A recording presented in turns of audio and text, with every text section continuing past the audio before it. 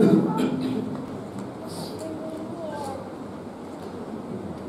minasyaitonir rajim. Bismillahirrahmanirrahim. Innal hamdalillah nahmaduhu wa nasta'inuhu wa nastaghfiruhu wa nu'minu bihi wa natawakkalu 'alaihi wa na'udzu billahi min shururi anfusina wa min sayyiati a'malina. Man yahdihillahu fala mudilla lahu wa man yudlil fala hadiya lahu.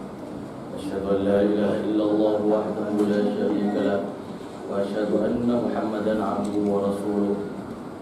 Amma ba'du, laqad qala Allah tabaraka wa ta'ala fil Qur'anil Majid. A'udzu billahi minasy syaithanir rajim. Bismillahir rahmanir rahim. Ya ayyuhalladzina amanu taqullaha wal tanzur nafsum ma qaddamat lighadin wattaqullaha innallaha khabirum bima ta'malun. ولا تكونوا كالذين نسوا الله فأنساهم أنفسهم أولئك هم الفاسقون. وقال تعالى والتين والزيتون وطور سينين وهذا البلد الأمين لقد خلقنا الإنسان في أحسن تقويم. وقال تعالى قد أفلح من زكاها وقد خاب من دساها. وقال النبي صلى الله عليه وسلم الكيس من دان نفسه وعمل لما بعد الموت والعاجز من أتبع نفسه هواها وتمنى على الله الأماني أو كما قال عليه الصلاة والسلام. السلام عليكم ورحمة الله تعالى وبركاته. Yang dimuliakan Tuan Imam, barisan ahli dan kuasa Surah Al-Rahman bin Auf dan seterusnya muslimin muslimat, hadirin hadirat yang dirahmati Allah Subhanahu wa taala. Alhamdulillah, sama-sama kita memanjatkan puji-puji dan syukur yang tidak terhingga kepada Allah Subhanahu wa taala. Di mana dengan kasih sayang dan rahmat-Nya maka Allah Subhanahu wa taala memanjangkan usia kita semua sekali lagi pada tahun ini. Sehingga dengan kesempatan ini Allah Subhanahu wa taala berikan kepada kita peluang yang sebesar-besarnya untuk kita membuat persiapan yang paling rapi untuk menghadapi pertemuan kita dengan Allah Subhanahu wa taala di pada mahsyar nanti. Segala amal ibadat yang kita kerjakan, keimanan kita, ketakwaan kita, pengorbanan yang kita lakukan untuk agama Allah Subhanahu wa taala, untuk mendekatkan diri kepada Allah Subhanahu wa taala di muka bumi dengan perkataan, dengan perbuatan, perbelanjaan, maka semuanya kita akan terima balasannya di akhirat nanti.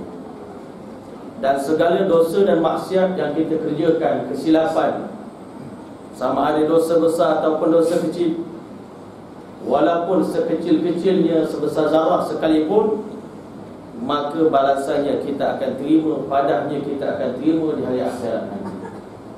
Dan di sana Allah Subhanahu wa taala bagi tahu sesungguhnya wa ma kana Allahu liyazlimahum walakin kanu anfusahum yazlimun. Allah tidak pernah menzalimi diri kamu semua, tetapi sebaliknya kamulah yang menzalimi diri kamu sendiri.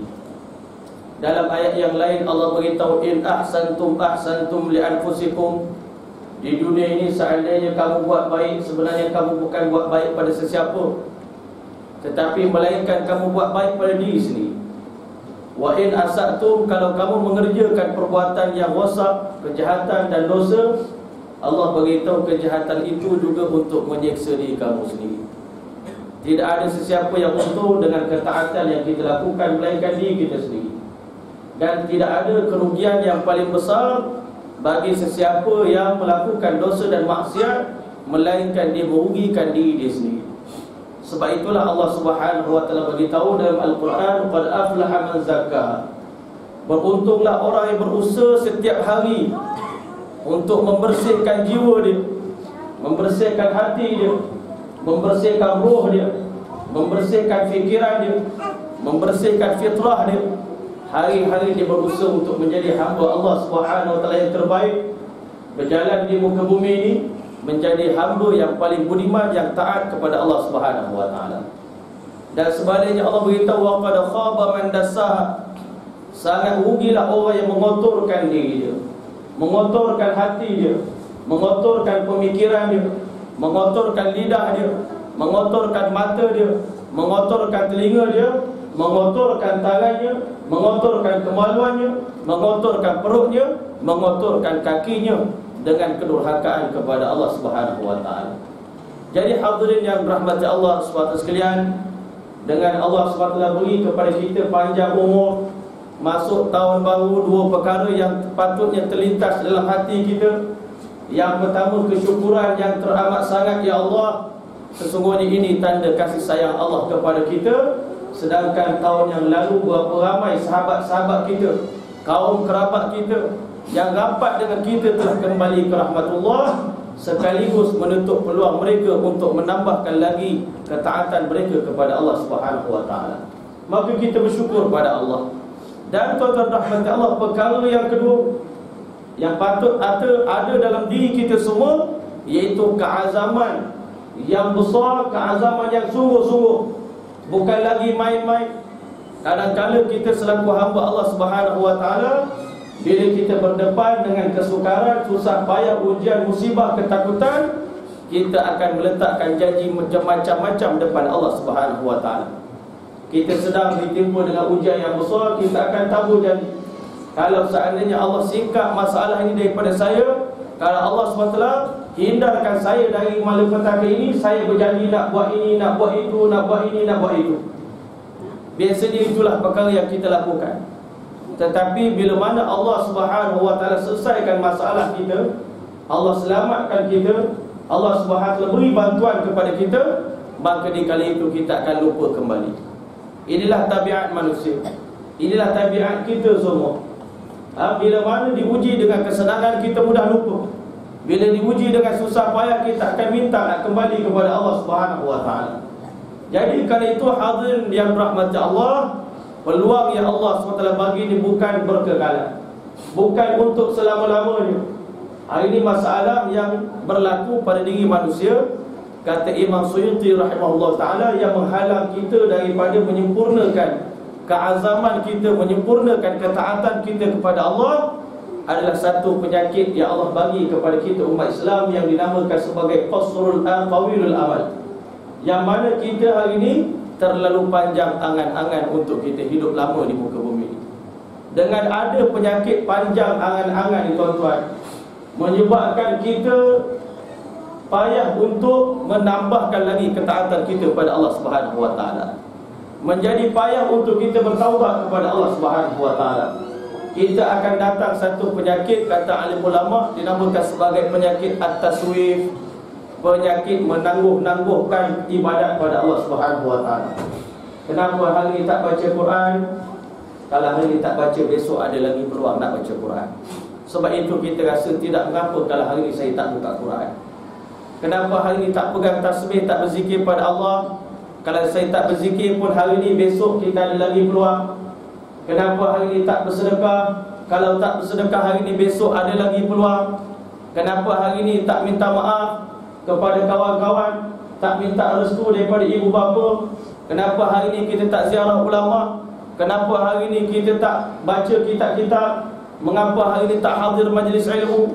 Mengapa hari ini tak bagi kasih sayang pada anak-anak?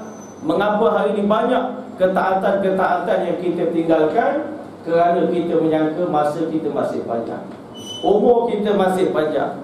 Sedangkan tuan-tuan rahmat Allah sekalian, setiap hari bila mana fajar menyingsing, keluarnya waktu pagi fajar sadiq menyingsing di ufuk sana, maka Nabi sallallahu alaihi wasallam telah bersabda, "Ma min yaumin idza syaqqa anhu fajruhu illa anna munadin fi sama", akan menyuruh satu orang malaikat di langit, "Ana yaumun jadid", akulah hari baru, tahun baru dalam hidup kamu. Aku datang hari ini tuan-tuan, hari ini datang dalam hidup kita. Untuk apa? Untuk menjadi saksi terhadap amal yang kita kerjakan dalam hari ini. Dia akan jadi saksi di hari kiamat nanti. Hari ini akan bersaksi depan Allah Subhanahu wa taala perbuatan yang kita buat daripada pagi tadi sampai malam ini. Dia akan jadi saksi depan Allah. Hari ini tuan-tuan, kita selalu takut nak buat apa-apa kesilapan. Kalau kita tengok, Masya Allah, banyaknya CCTV. Mula bawa kereta laju-laju, sampai dekat situ ada AES perlahan. Ya, kenapa kita sangka ada CCTV, tetapi kita lupa CCTV Allah Subhanahu Wa Taala ini berada di sekeliling kita. Mikrofon jadi CCTV, ini sajadah jadi CCTV, cawan jadi CCTV, badan kita jadi CCTV, kulit kita jadi CCTV, mata kita jadi CCTV, telinga kita, kaki kita, kemaluan kita.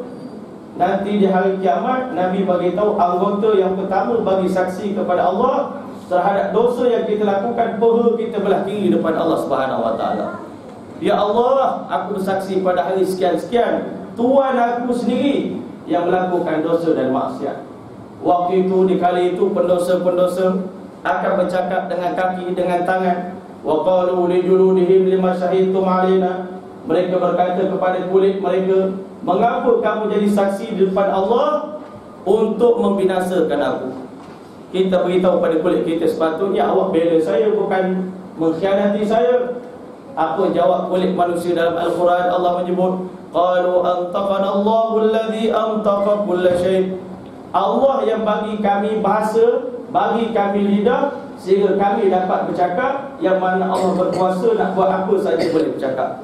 Allah boleh bagi dinding bercakap, Allah boleh bagi whiteboard bercakap, kipas bercakap. Ini sajadah apa, kita punya hamparan akan bercakap. Semua makhluk di sekeliling kita ni akan bercakap. Bumi bagi laporan kepada Allah Subhanahu Wa Taala. Hari ini tidak ada perkara yang menyelamatkan kita daripada dosa dan maksiat. Sebab itu Allah SWT beritahu, wa huwa khalaqakum awwala marrah. Dialah Allah yang menciptakan kamu buat pertama kalinya. Dan Allah beritahu, wa ma kuntum tastatirun. Kamu selama-lamanya tak akan mampu menyembunyikan diri kamu daripada ayyashhada alaikum sam'ukum, nak menyembunyikan maksiat yang kita lakukan daripada diketahui oleh telinga kamu, wa absarukum, oleh mata kamu, wala juludukum, kamu tak boleh lari daripada kulit kamu untuk memerhati perbuatan dosa dan maksiat yang kita lakukan. Walakin zanantum anna Allah la ya'lamu katsiran mimma kuntum ta'malun. Tetapi kamu sangka kebanyakan dosa yang kamu buat Allah tak tahu pun, Allah tak nampak pun dosa yang kita buat. Allah beritahu, fadzalikum dhannukum alladhi dhanantum bi rabbikum ardaakum fa asbahtum minal khasirin. Sangkaan buruk, sangkaan yang tidak tepat tentang Allah Subhanahu Wa Taala itulah menyebabkan kamu tergolong di kalangan orang yang rugi dan membinasakan diri sendiri. Tuan-tuan rahmat Allah, kita sangka Allah tak tahu. Kita sangka nanti kita boleh sembunyi dalam gelap, di tempat yang sunyi. Bila kita lakukan dosa, tak ada siapa yang mengetahui perkara itu. Sebab itulah tuan-tuan dan rahmati Allah, Allah bagi peluang kepada kita pada tahun ini. Sepatutnya kita berazam sungguh-sungguh untuk segera bertaubat kepada Allah Subhanahu Wa Taala, untuk segera kembali kepada Allah Subhanahu Wa Taala. Perkara yang paling Allah Taala tunggu-tunggu daripada kita. Sebenarnya kita yang menyebabkan kita lari daripada Allah Subhanahu Wa Taala kerana kita sangka seluruh makhluk ni boleh tolong kita. Bila kita susah, duit boleh tolong kita, kawan boleh tolong kita, keluarga boleh tolong kita, kenderaan boleh tolong kita, pekerjaan kita boleh tolong kita. Allah ni paling last. Allah boleh tolong juga, tapi paling akhir sekali Allah Ta'ala akan tolong kita. Jadi sebelum nak minta tolong pada Allah, minta tolong kawan dulu, minta duit dulu, cari duit dulu untuk kita tolong diri kita sendiri. Sebab kita sangka semua makhluk ni boleh tolong kita. Pada hakikatnya di sisi Allah Subhanahu Wa Ta'ala, tak ada satu makhluk pun yang mampu memberi pertolongan kepada kita. Satu makhluk pun tak mampu menyelesaikan masalah kita. Tak ada satu makhluk pun yang mampu memberi kemuliaan kepada kita. Tak ada satu makhluk pun yang mampu menghinakan kita, melainkan dengan izin daripada Allah Subhanahu Wa Ta'ala. Allah Subhanahu Wa Ta'ala adalah pembantu yang sebenar-benarnya. Yang mana Allah beritahu dalam Quran, ya ayuhan nas, wahai manusia, antumul fuqara'u ila Allah. Kamu semua sangat-sangat berhajat kepada Allah pada setiap masa dan keadaan. Wallahu wal ghafurur rahim, wallahu wal ghaniyyul hamid. Allah Tuhan yang maha kaya lagi maha terpuji. Iyasha yudhibukum wa ya'ti bi khalqin jadid. Kalau Allah kehendaki, Allah boleh ganti kamu dengan keturunan baru dengan makhluk yang baru dalam dunia sebagai khalifah. Wa ma dzalika 'ala Allah bi'aziz. Yang demikian itu sedikit pun tidak susah bagi Allah Subhanahu wa taala. Jadi kan itu hadirin dan rahmat Allah, kita kena faham dalam hidup kita ni, kita nak berkelip mata pun dengan pertolongan daripada Allah. Nak melangkah satu kaki ke depan pun dengan pertolongan Allah. Nak suap makanan pun dengan pertolongan Allah. Nak buat apa pun tanpa pertolongan Allah, maka kita tak akan mampu nak buat walau sekecil-kecil perkara pun. Tetapi yang menjadi masalahnya, hati kita tak pernah terpaut kepada Allah Subhanahu wa taala. Hanya waktu terdesak kita minta pertolongan kepada Allah, tetapi di kala yang lain kita selalu melupakan Allah Subhanahu wa taala.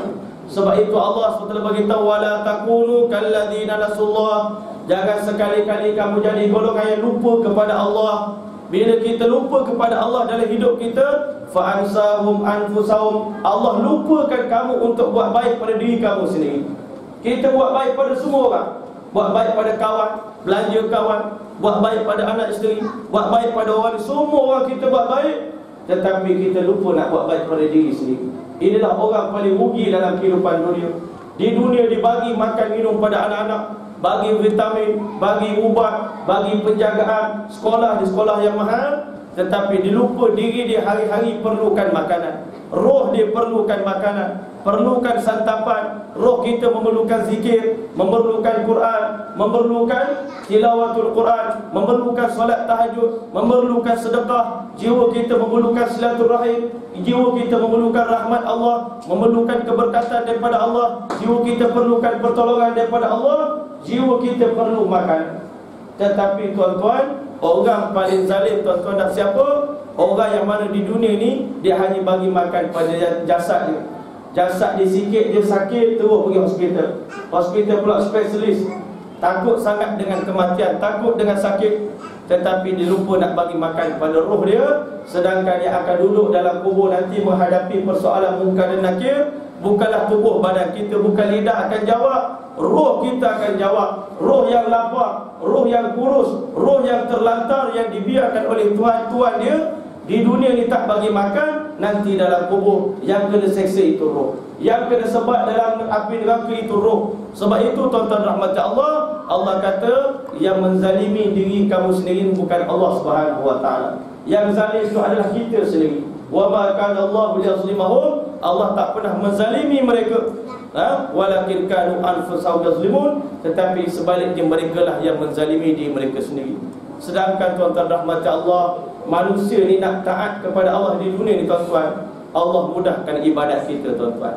Makhluk lain, lembu nak beribadat, tak ada siapa tolong dia, tak ada siapa bantu dia untuk memudahkan dia taat kepada Allah. Kita hari ini manusia tuan-tuan nak beribadat kepada Allah, Allah tundukkan alam semesta ni untuk mudahkan kita. Angin tolong kita, awan tolong kita, hujan tolong kita, matahari tolong kita, bulan tolong kita, batu tolong kita, segala-galanya. Air tolong kita, sungai tolong kita. Ayam sanggup disembelih tubuh badannya, dimamah oleh manusia, semata-mata nak mudahkan manusia beribadat kepada Allah Subhanahu wa taala. Tetapi tuan-tuan rahmat Allah, dalam keadaan itulah juga kita hari ini sentiasa menjauhkan diri kita kepada Allah Subhanahu wa taala. Sebab itulah Allah telah beritahu, ya ayyuhal insan, wahai manusia, ma gharraka bi rabbikal karim. Apakah sesuatu yang telah memperdayakan kamu sehingga kamu berpaling daripada Tuhan kamu yang paling mulia sekali?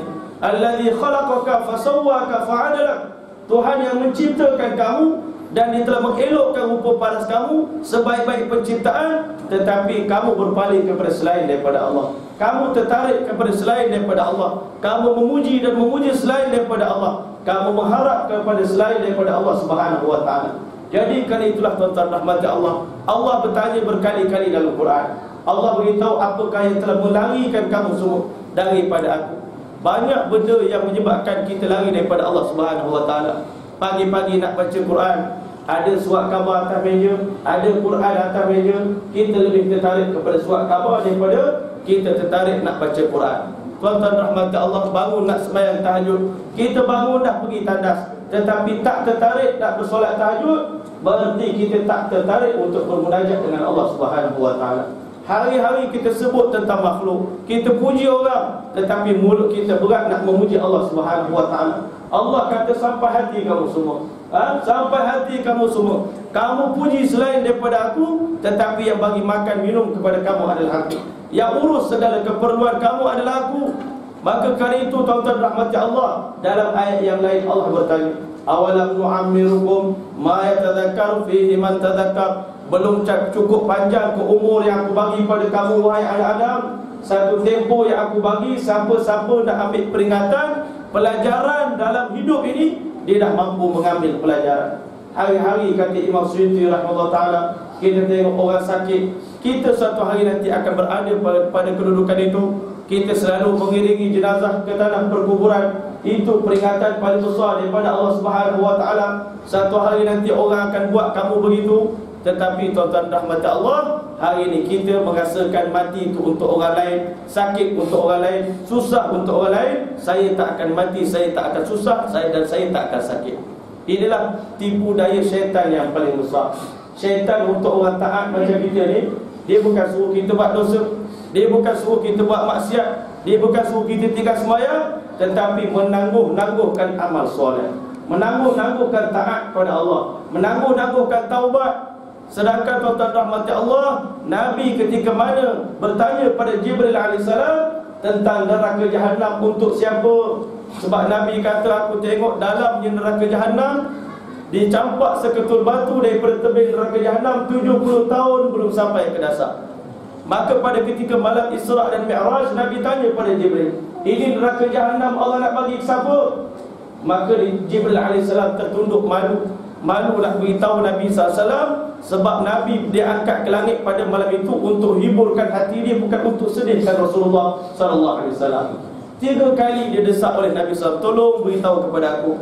Dia jawab oleh Jibril AS, inilah neraka Jahannam Allah sediakan untuk umat kamu yang mati tanpa sempat bertaubat kepada Allah terhadap dosa-dosa besar yang mereka lakukan. Mereka semua akan dihumban oleh Allah ke dalam neraka Jahannam. Hari ini semua orang dalam surau ini, termasuk saya, semua masing-masing ada dosa kecil, ada dosa besar. Dan kita tak tahu bila kita nak bertaubat pada Allah. Tak letak tarikh. Untuk satu kesilapan Nabi Adam lakukan, bukan dosa. Makan buah uldi di dalam syurga, bukan di dunia ini, bukan tempat syariat. Syurga bukan tempat untuk agama. Tak ada syariat dalam syurga. Nabi Adam makan kerana terlupa. Tetapi untuk satu kesilapan yang dilakukan, untuk dia bertaubat, ulama beritahu Nabi Adam bertaubat 40 tahun untuk satu kesilapan. Itu pun nanti balik di pada mahsyar berjumpa dengan Allah Subhanahu wa ta'ala. Di hari akhirat nanti ketika mana kita semua berkumpul depan Nabi Adam, wahai Adam, engkaulah harapan kami, moyang kami yang paling mulia di sisi Allah Ta'ala. Allah ciptakan kamu dengan tangan yang mulia. Allah suruh malaikat sujud pada kamu. Allah letak kamu dalam surga.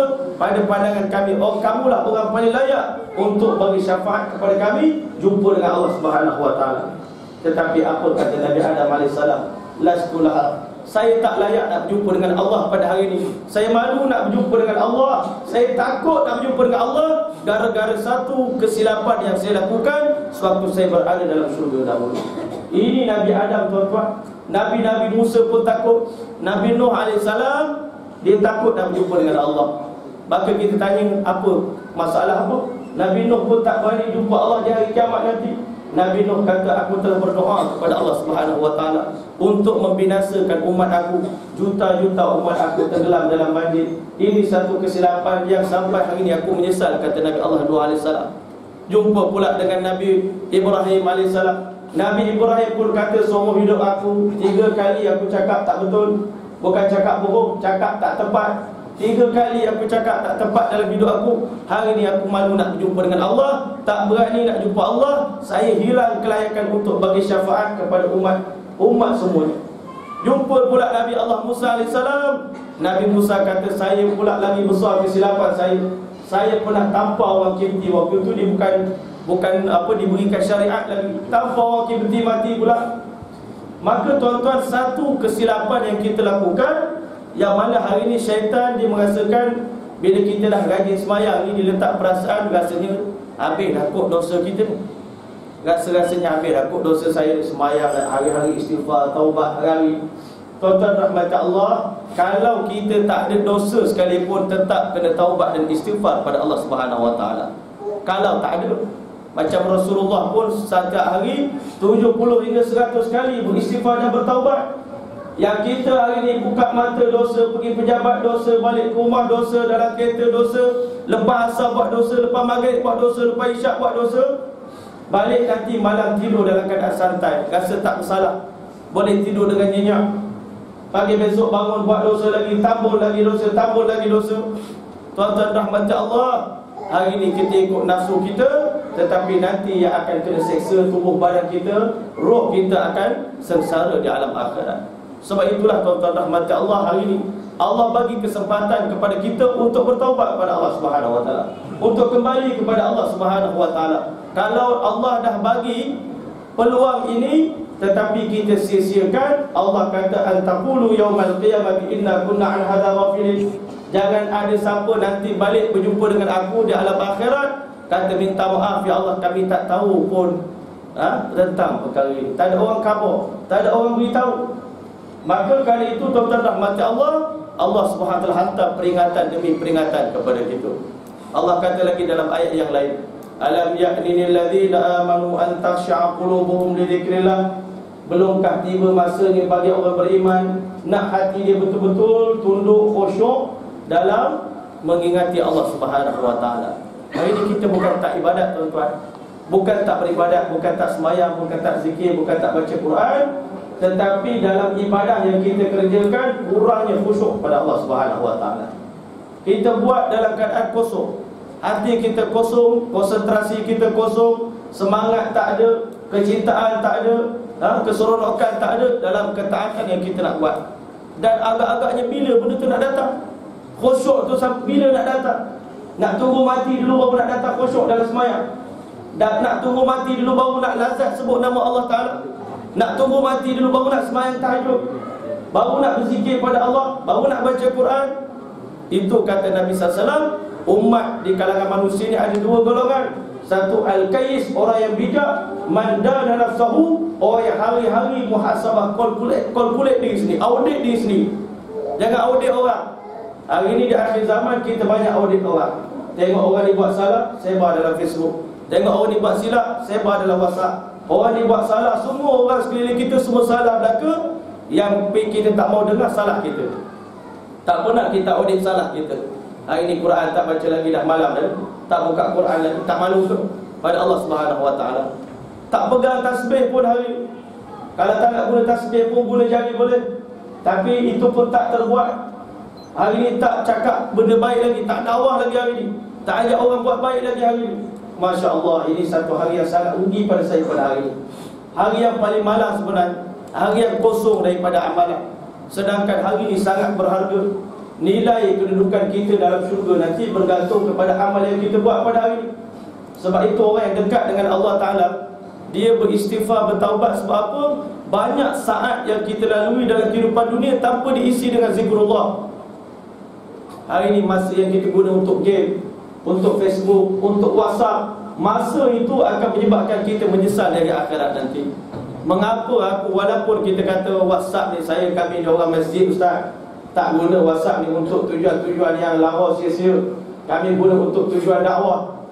Itu kita punya cakap. Tetapi tuan-tuan rahmati Allah, sekurang-kurangnya waktu kita guna untuk WhatsApp tadi merugikan kita kerana kita tak baca Quran, kita tak berzikir pada Allah Subhanahu Wa Taala, kita tak dakwah manusia kepada kebaikan, tak ajak manusia kepada kebaikan, tak cegah manusia daripada kemungkaran. Sebenarnya agama ni bukan agama cakap, agama ni agama buat. Hari ini kita Masya Allah dalam WhatsApp, dalam Facebook, hero lah kita. Masya Allah, hari ini dah baca Quran ke belum? Tanya kawan-kawan. Hari ini sampai waktu sembahyang hari Jumaat, semua kena baca surah Kahfi. Peringatan yang kita bagi, Jumaat Mubarakah, Sana Hilwah, macam-macam peringatan kita bagi. Orang nampak Masya Allah dari segi Facebook dia ni alim besar dia, boleh cakap Arab semua kan? Tetapi sebenarnya kita sedang menipu diri kita sendiri. Tuan-tuan rahmat Allah, darjat kita tak akan naik sikit pun. Jangan kita duduk sebar-sebar, kita tak aman. Sedangkan nanti di hari kiamat, Allah SWT akan hisap apa yang kita cakap. Apa yang kita cakap kita tak buat, Allah kata kabura maqtan 'indallah an taqulu ma la taf'alun. Sebesar-besar kemurkaan di sisi Allah kamu cakap apa yang kamu tak buat. Ini benda yang kita nak sama-sama muhasabah, tuan-tuan. Umur kita tak selama-lamanya kekal. Mungkin boleh jadi ini tahun terakhir kita di dunia. Tetapi mengapa sampai hari ini kita belum lagi nak berubah, nak sungguh-sungguh berhijrah ke rahmat Allah. Hijrah sikit-sikit ada, tapi hijrah betul-betul. Kita selalu dengar kisah para sahabat Nabi sallallahu alaihi wasallam. Mereka adalah muhajirin yang sebenar. Mereka lah muhajirin yang sebenar, para sahabat Nabi. Patut kita rasa malu pada para sahabat. Para sahabat bukan lahir daripada keluarga ulama, bukan daripada keluarga tok imam, bukan daripada keluarga pak kiai. Kita hari ini kalau sebut tentang keturunan, semua mengaku kami keturunan daripada Yaman, keturunan daripada ulama sekian, daripada ulama Indonesia. Kita mengaku keturunan baik. Tetapi amalan kita kadang-kadang belum tentu mencerminkan kita ini sebagai anak cucu kepada orang yang tinggi, yang mulia di sisi Allah Subhanahu wa taala. Jadi kali itu tuan-tuan, yang dihisap bukan amalan nenek moyang kita. Allah nak tanya, oh awak anak cucu sekian, anak cucu orang hebat, jadi awak pun insya-Allah lah kita lebih kuat je untuk awak ni masuk syurga senang. Sedangkan Allah beritahu dalam hadis, Nabi beritahu dalam hadis Batal Arba'in, man batta'a bihi amalu lam yusri' bihi nasabu. Orang yang mana kerana amal dia tak cukup, menyebabkan perjalanan dia nak melintas titian sirat jadi perlahan. Kita patut lintas titian sirat ni tuan-tuan, sebab 1500 tahun kena speed jauh lah. Kalau tidak, tak lepas nak speed. Kita nak naik bukit tuan-tuan, kalau daripada awal tak lanjak, tak lonjak tuan-tuan, tak speed, sampai di atas tengah-tengah tu sangkut. Perjalanan di titian sirat 500 tahun mendaki tuan-tuan, naik gunung macam ni. Dan Nabi beritahu ada orang di kalangan umat aku akan menyeberangi titian sirat sepatas kilat dengan amal dia yang soleh. Ada orang di kalangan umat aku, dia lebih kuat sikit martabat dia akan meluncur di atas titian sirat sepantas burung yang terbang. Ada lagi umat aku yang kurang lagi martabat dia, amal dia kurang lagi, dia akan berjalan, berlari di atas titian sirat seumpama kuda yang berlari kencang. Kita rasa kuda laju dah, tapi kalau 1500 tahun kuda berlari, Masya Allah, lambat juga sebenarnya. Dengan api neraka yang panas ni tuan-tuan di bawah, ada pula kalaling pencangkuk untuk tarik manusia jatuh ke bawah tuan-tuan. Kalau 1500 tahun lepas kalaling sini, pencangkuk sini terlepas, Alhamdulillah. Dah nak kena dah tadi, elak sikit, Alhamdulillah, lepas lagi. Lari lagi, datang pula pencangkuk kat depan muka, tunduk lagi. Datang pula yang lain, tuan-tuan rahmat Allah. Nabi beritahu sampai ke ujung sana titian sirat, faminhum najin makhdush. Ada orang sampai ke ujung sana habis luka parah, tuan-tuan rahmat Allah. Itu yang keselamat. Itu hak lari laju lah tu. Tetapi Nabi beritahu lagi, ada orang di kalangan umat aku berjalan kaki di atas titian sirat. Berjalan kaki ini rasa-rasanya memang confirm jatuh. Tetapi ada lagi yang lebih teruk daripada itu, merangkak di atas titian sirat. Gayat tuan-tuan. Kalau bangunan tinggi KLCC daripada sana ke sini, kita nak seberang, tali besar ini memanglah boleh jalan dengan perlahan, tenang, akrobatik. Kita ni orang sarkis boleh lah. Tetapi tuan-tuan bayangkan titian sirat sehelai rambut, yang tajamnya macam mata pedang. Kaki kita ni slipper pun tak ada, dalam tajam macam mata pedang. Kalau jalan pelan-pelan tak luka kaki.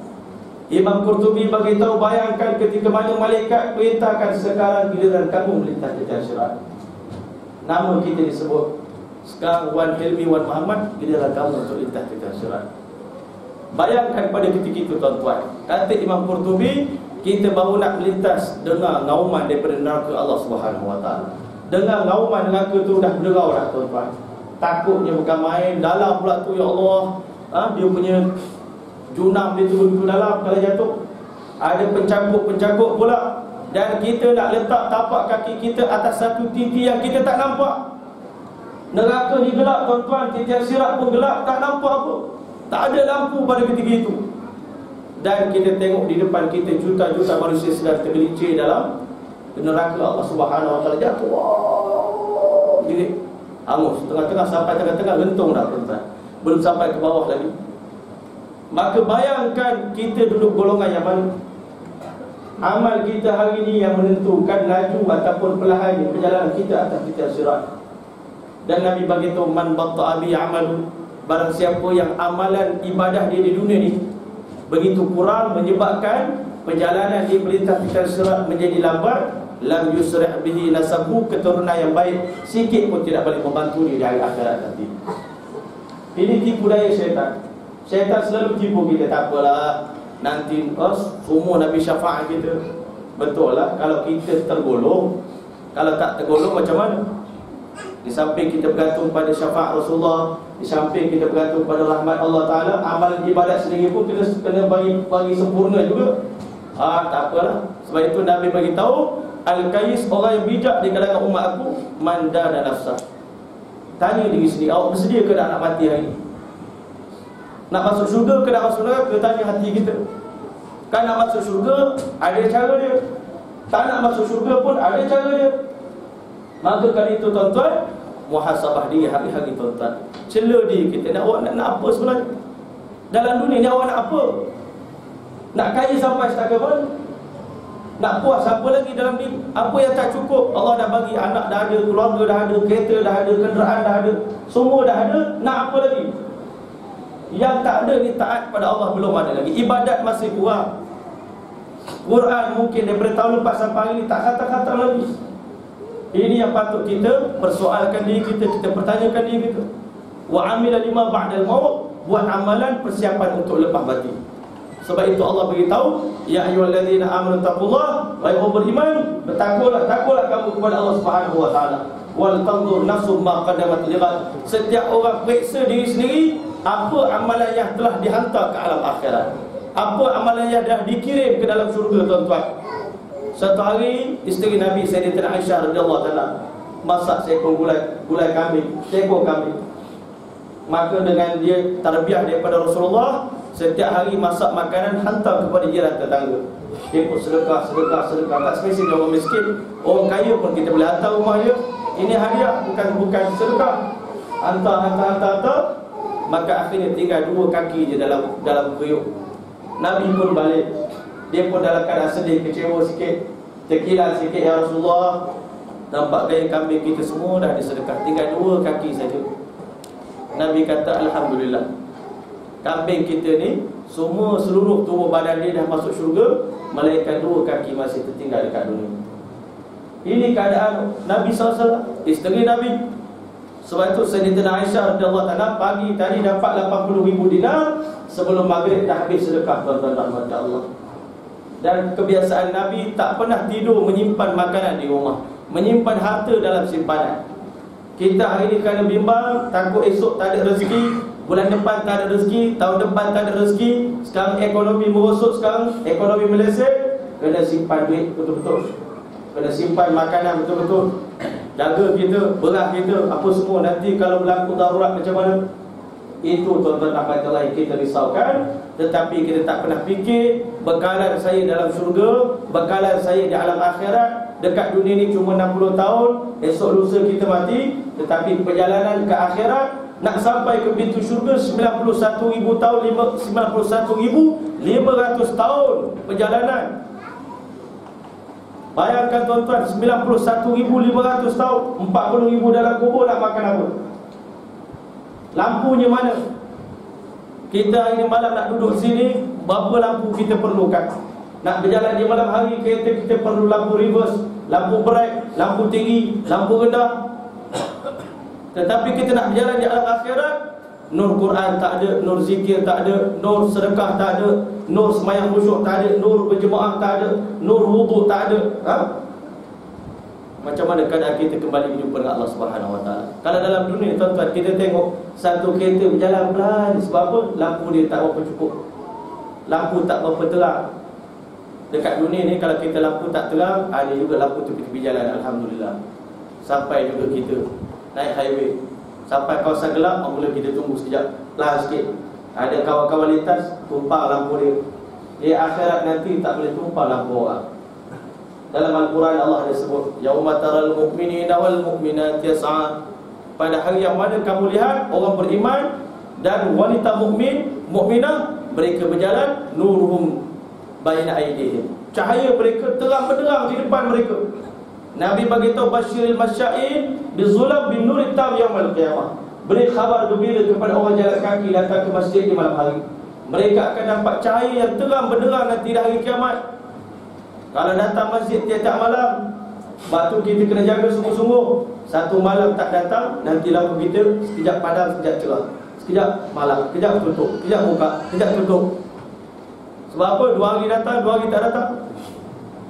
Masya Allah, kita tak nampak benda ni tuan-tuan, tak sedar. Dekat dunia nak lampu terang. Hari ni malam tadi jalan, lampu tinggi dia, orang semua marah. Orang semua marah kat kita, orang marah kat kita, cakap kat isteri kita. Sebab apa? Lampu kita ni silau sangat. Lampu bawah tak hidup. Dekat dunia boleh pergi jumpa kedai pomade, baiki sikit lampu tinggi ni, bagi rendah sikit, boleh kita baiki. Dekat akhirat nak baiki kat workshop mana? Tuan-tuan rahmat Allah, ini semua nur yang kita perlukan.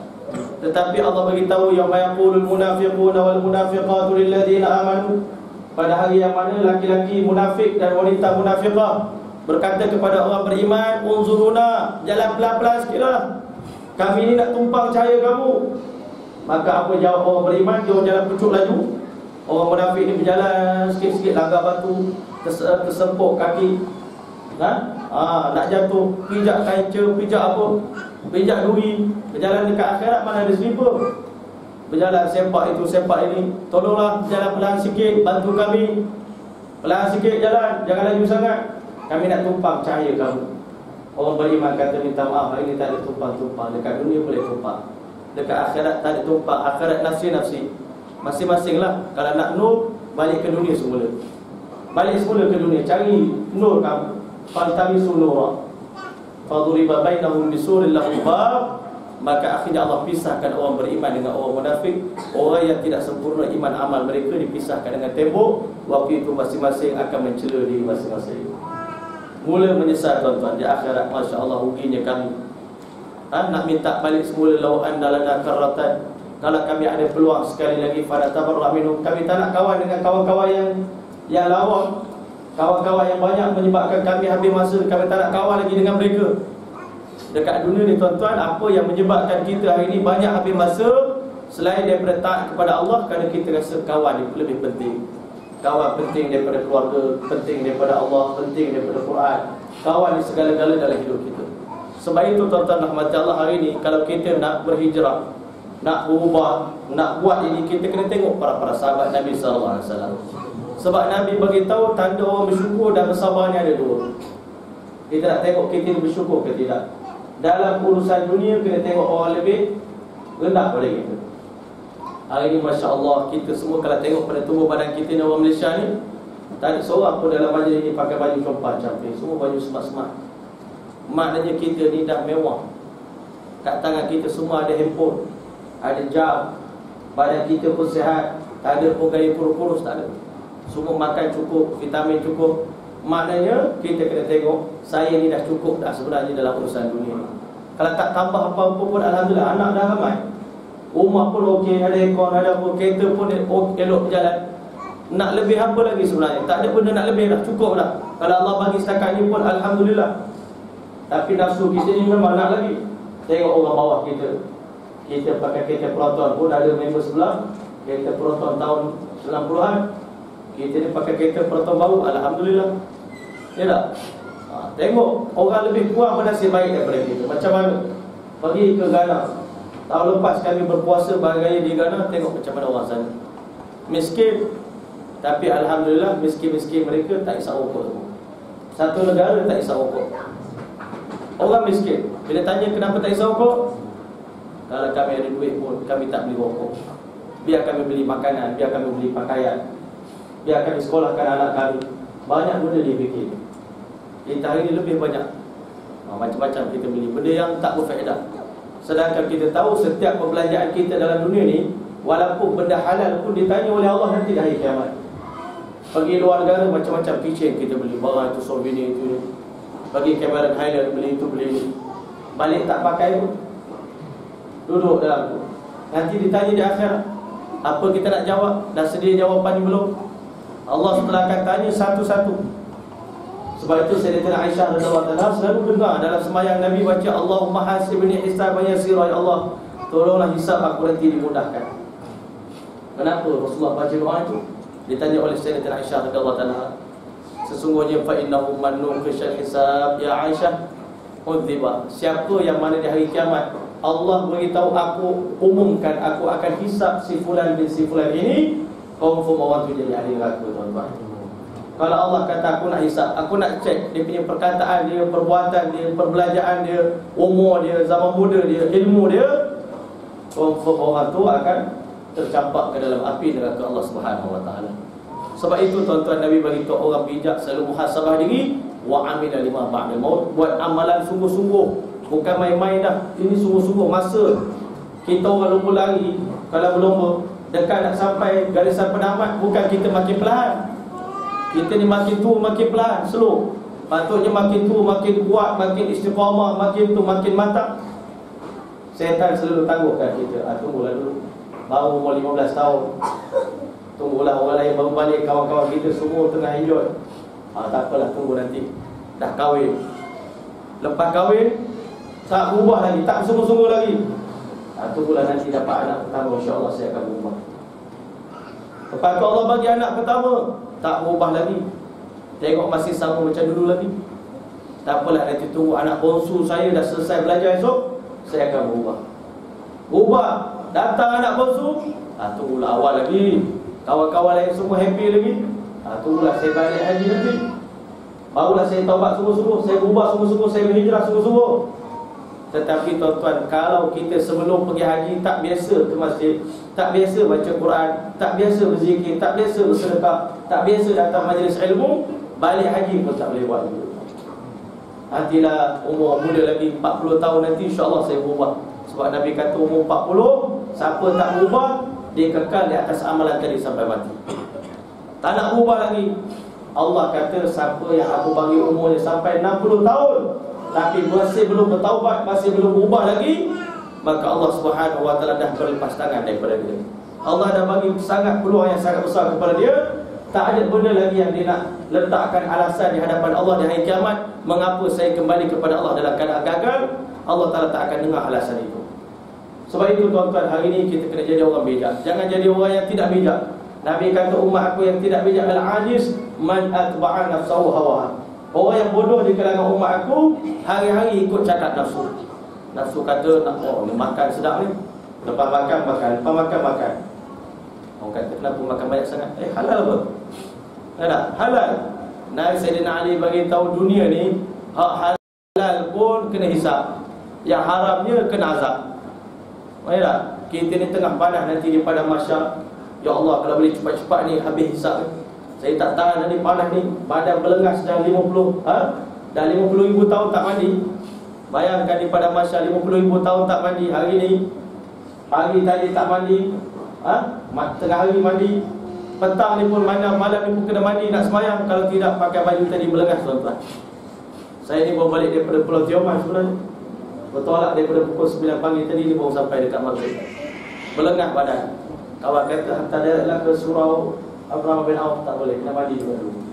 Kalau tuan rahmat Allah, bayangkan 50,000 tahun dalam panas ni, dalam lapar lagi, getih lagi, penat dah tak adalah payung. Lepas tu nanti dihisap pula satu-satu dunia kita. Ni kereta dia kena hisap, rumah dia kena hisap, pakaian kena hisap. Yang paling saya takut pakaian dalam lemari kita, tuan-tuan. Baju hak buru-buru pun kita tak sedekah juga, simpan juga. Nak tunggu apa tak tahu, nak bagi kat siapa tak tahu. Nanti kena tanya di akhirat, baju tak pakai tapi simpan. Apa yang kita nak jawab daripada Allah Subhanahu wa taala? Banyak tuan-tuan. Dalam wuduk pun kita membazir juga. Dah lama kita sembahyang tapi air wuduk masih pasang kuat-kuat. Kena tanya di akhirat esok, mengapa pakai lebih daripada keperluan? Masya-Allah. Sebab itu tuan-tuan, orang yang lemah kata Nabi selalu ikut nafsu, nafsu, tak puas-puas. Nabi kata nafsu manusia ni hanya boleh dikenyangkan dengan tanah kubur saja. Ambil tanah kubur tu, sumbat dalam perut kita, baru kita kenyang. Kalau tidak, sentiasa lemas, tamak. Nabi kata manhuman la yashba'an, dua orang yang tenggelam tak pernah kenyang. Satu manhumun fil ilm, lemah dalam ilmu, alhamdulillah tak kenyang untuk ilmu. Tapi manhumun fil mal, orang yang lemah dalam harta pun tak puas-puas juga, nak lagi. Syarikat dah banyak dah, 30 syarikat, nak lagi.